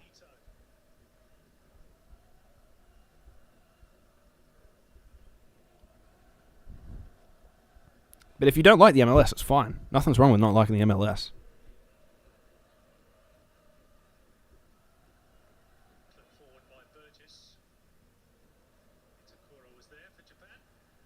Itakura gives away possession. Lovely. We've got a throw in here. 2 subs coming on for Japan. Daichi Kamada, as well as Nakamura coming on. Who is coming off here? Minamino and Kubo. Okay. So they're... Oh, okay. So their left winger and their right winger both being replaced by Kamada and Nakamura. I'm assuming they wanted more central options, which I don't think is the worst idea from them personally. They're not taking up enough central areas. They're being shut out really well by Australia's winning backs. So I think this is a good move for them, focusing more on their central playmaking with guys like Kamada and Nakamura. So we'll see how that works out for them. But 20 minutes to go. We're still 1-0 up.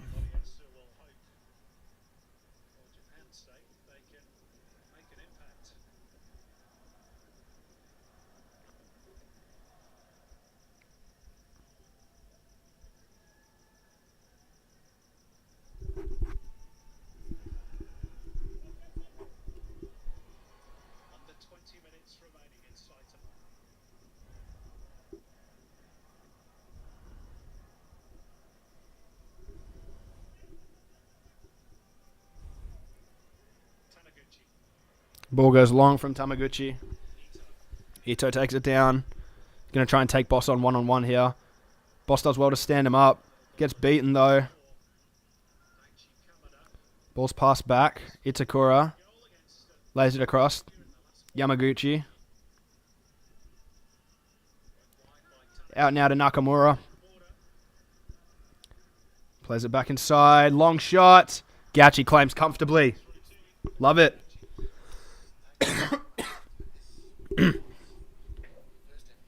Love that, Joe Gauchi. Come on.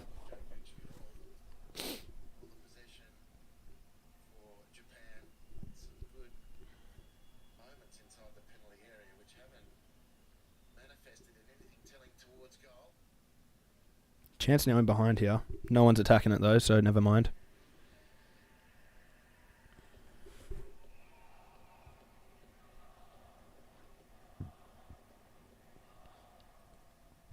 Popovich said in the pre-game press conference his team was coming here to win. Jordan Klingspawn, welcome to the stream, bro. Illegal live streams aren't working anymore. Are we getting any possession? I wouldn't really say possession, but we're actually starting to formulate some forward move. Just as I was about to say something positive, we're bringing on fucking Aziz Bayich, bro. No, you are not taking off Jordan Boss for Aziz Bayich. You're not doing that. I mean, at least he took off Duke for Valupale. Why are you bringing on Aziz Bayich? Please tell me he's not taking off Duke. He's taking off Boss, isn't he?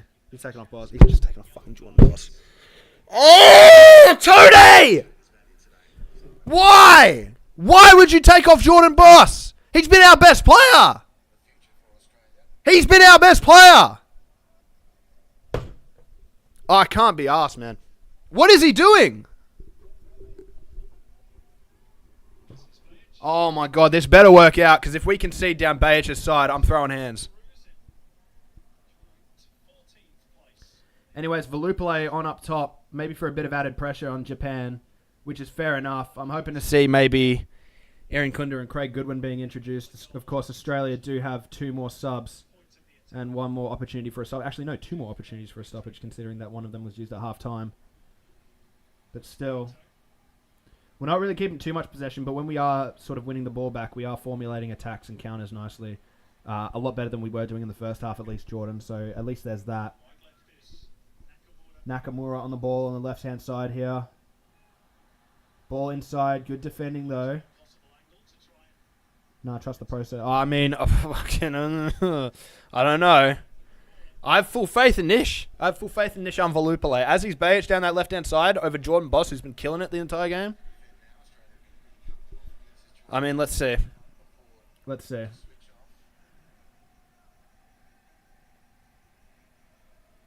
I love the Japanese crowds, bro. They absolutely pump. Ito in.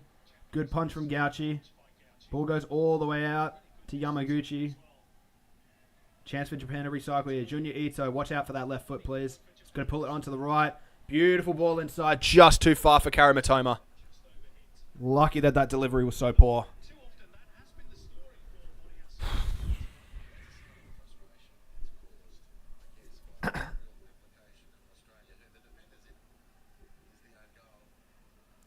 Man, that own goal is the luckiest thing, man. Honestly. So lucky. So lucky. And thanks to the 31 viewers that we currently have in the stream right now. Thank you all so much. Make sure you subscribe if you haven't already. Here we go. McGree picks it up. Taken down. Hristic chases, but it's switched out over to Yamaguchi. And now they're going to press here for Japan. Junior Ito with the ball on the right-hand side. Kamada. Back to Ito. A little slip, but he manages to keep it in. Back to Kamada.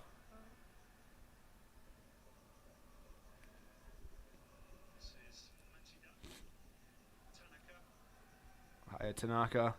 Out to Nakamura. He takes Lewis on 1v1. He's impeded. No foul there, though. Nakamura does nice. Takes inside across the box. It's a fucking own goal. Oh, my fucking God. Ah!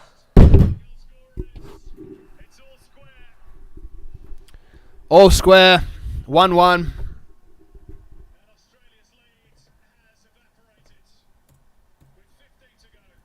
It's fucking bullshit, man. Oh, just poor defending there. Really poor defending. Patrick Yajbek, that's just not good enough, bro. It's just really not good enough. And Cam Burgess just turns it into his own net.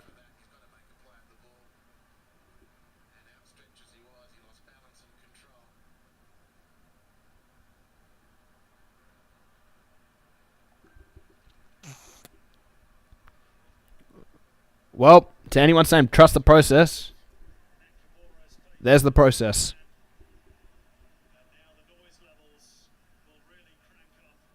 Fuck, man. Shit!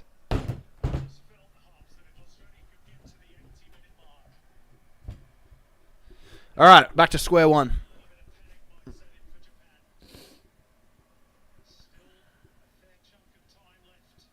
Ooh, chance going forward. Super slow though, man. Why are we going so slowly?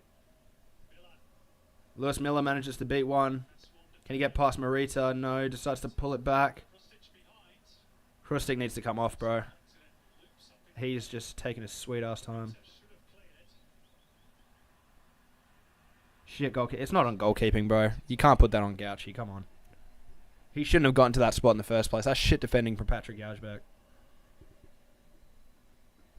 As much as I love Patrick Yajbek, bro, that's just really poor defending. Now the switch over to Matoma. Cuts in on the right. Shoots. Good block. Going to go out for another Japanese corner.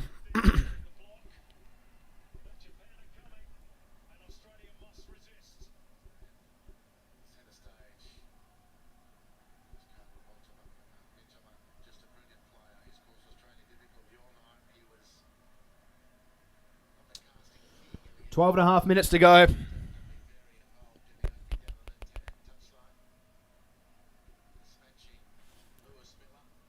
Get this one out, please. Junior Ito about to whip it in on the right foot. It's a good corner. Harry Sutar. The first to it, though, thankfully. Ball recycled out here, though. Another delivery. Back in. Headed back out by Jackson Irvine. Only as far as Junior Ito. He's going to look to whip this back in, surely. No, lays it off to Karima Toma. Back to Ito. Takes on the right. He's going to whip it in. Does so. It's a good delivery. Just slightly overshot. Gauchi claims possession. Gareth Southgate, welcome to the call, bro. To the call. Welcome to the chat. That's a new national record for Japan. They've scored 25 consecutive internationals. No clean sheet record for them.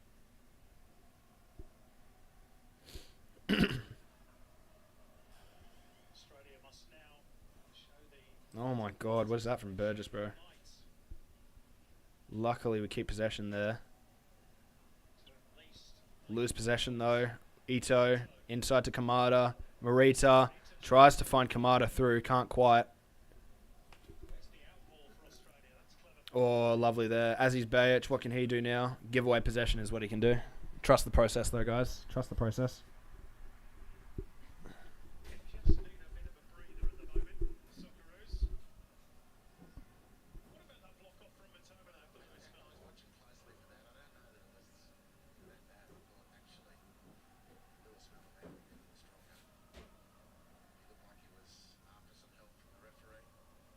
Might be a harsh assessment.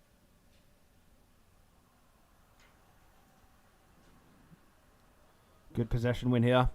Yajbek looks backwards for Geria. Played forward here in the gap. Good ball from Yazbek. At least we're trying now, man. I appreciate it. Jesus Christ. Referee. Are you going to call something there, you bold dick? Oh, my God. Yeah, it had to be done. Fuck this referee, bro. What an idiot. What an absolute twat.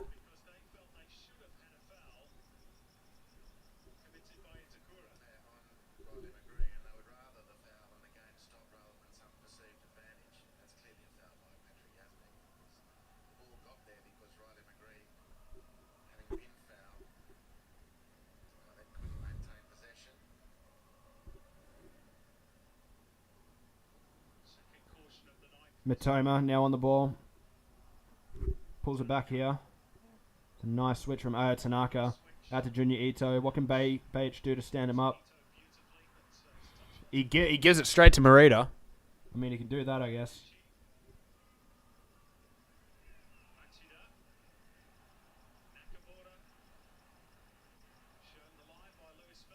Nakamura puts the ball in. Zoo lost an animal. I don't know what you mean by that. You mean the Perth Zoo? As in, they lost an actual animal?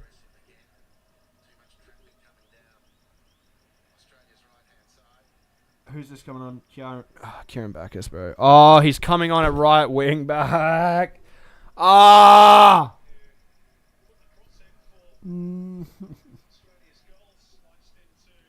Bro, what is happening? So we're not going to get Irankunda and Goodwin. We'll maybe get one if we're lucky. With 9 minutes to go. In all fairness. Nah, they're... Oh, Jesus Christ, Daniel.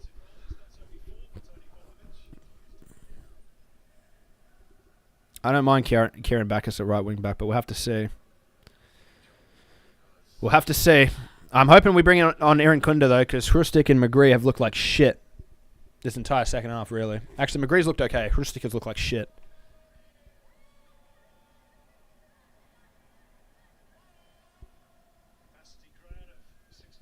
4-4-2, Gary right back. Nah, I doubt it, bro.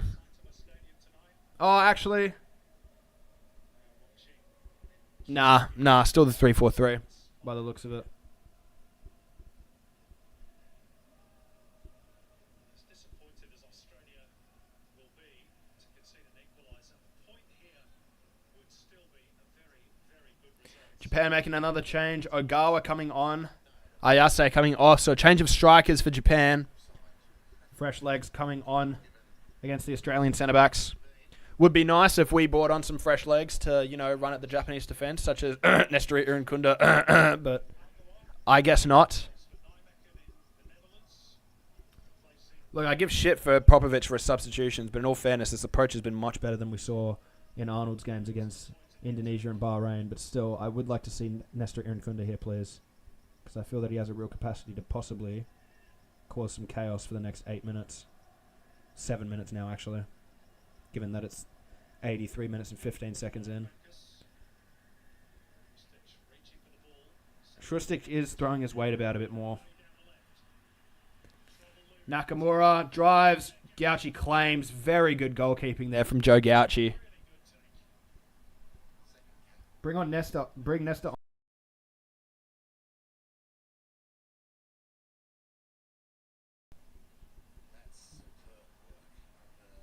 My only thing is, though, we've looked very defensively solid with the 5-back. That's my only thing. The 5-back has looked very, very good.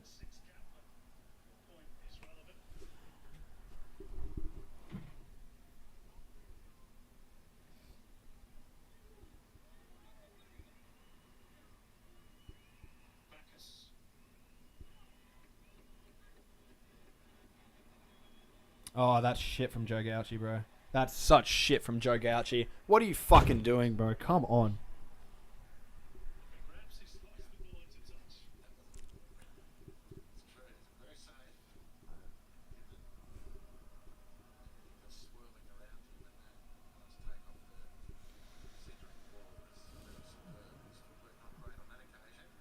Five, 3-2. Honestly, wouldn't mind it either.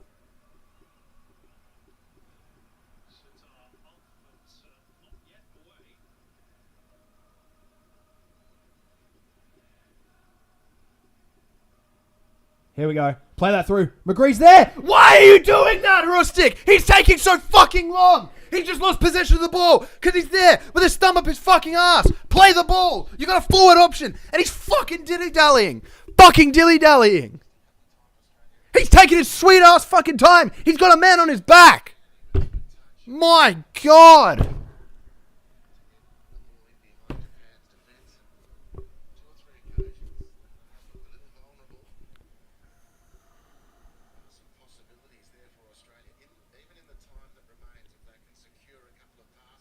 Good tackle, McGree. Ball in the middle here. What the fuck? Hrustic! He goes back every single time! And we've lost possession again because of Hrustic. Sub him off. Sub him off. Get Nestor on, please. Nakamura now out on the left. Plays it over. Kieran Backus. Ito tries to put it in. Backus with a good block. He's just going to fucking hoof it long. Hrustic is pissing me off. That is twice now. That is twice that we had a forward option, and he's dilly-dallied on the fucking ball, and we've lost the chance to attack. That time, he had a perfect chance to fucking go forward, try and make something happen. He turns and tries to play a 6-yard pass backwards, and we lose possession.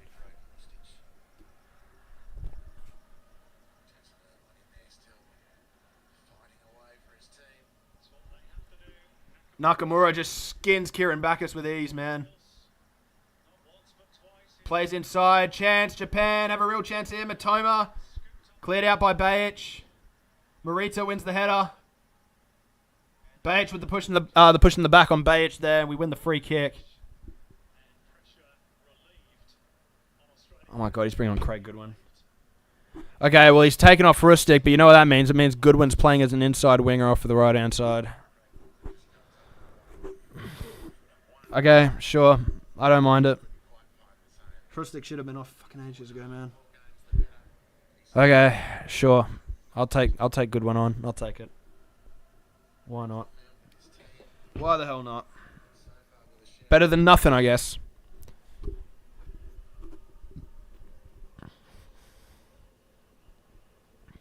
Enter one of the main heroes of Thursday night against China, Craig Goodwin. What a goal that was to give Australia a time for job to do in the last few minutes here, perhaps.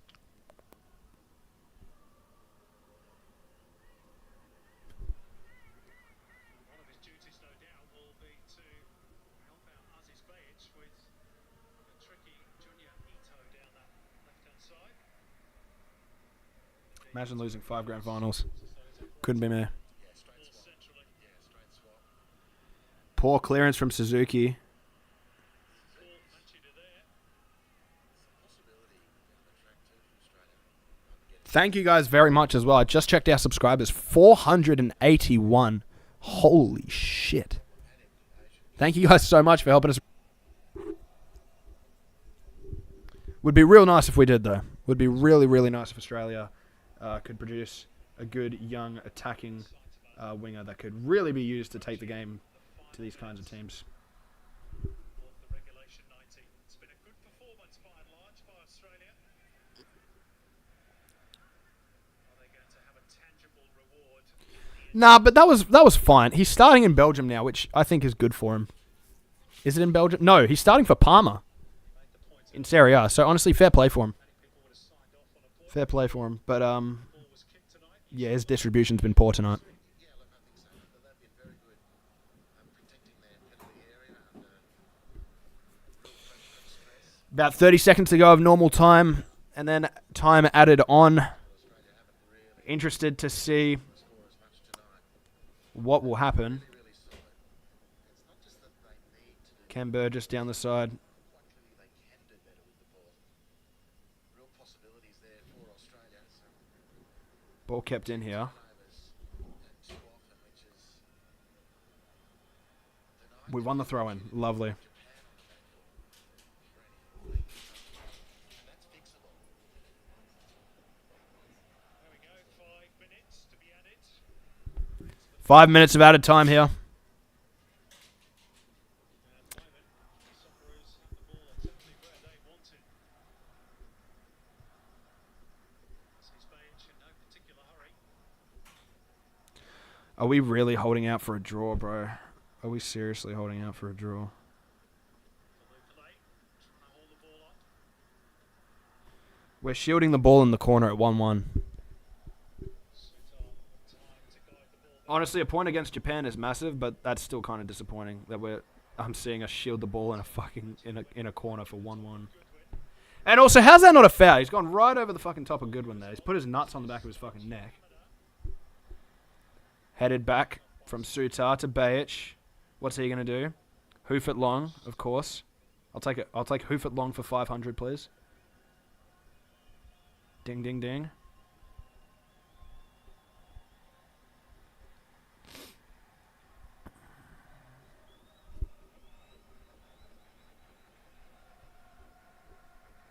Machida. Mitoma is playing a much more central role now. Great tackle there from Goodwin. Now we can go here. Goodwin, what can he do? He's got a man coming up behind him. He checks his shoulder. He sees him. Tries to beat his man.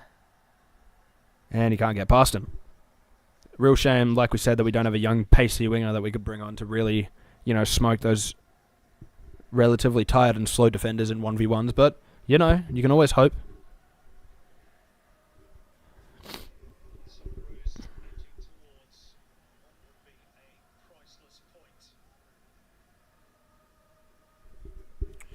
Need a good one, go. Well, let's hope.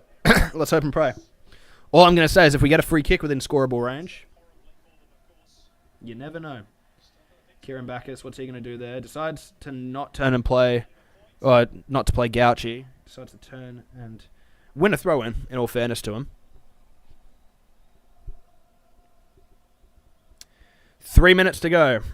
We're at 92 minutes and 30 seconds. 2.5 minutes to go, should I say. Look, we've looked defensively solid tonight. I can't complain. In terms of attacking chances, we haven't had much. In fact, we haven't really had anything. In fact, we've had nothing. But we defended really well tonight, up until that Japan goal. Japan now win possession out the back. It's given to Zion Suzuki. Just enable Australia to stay in second. That will depend on the Oh, lovely. things, of course.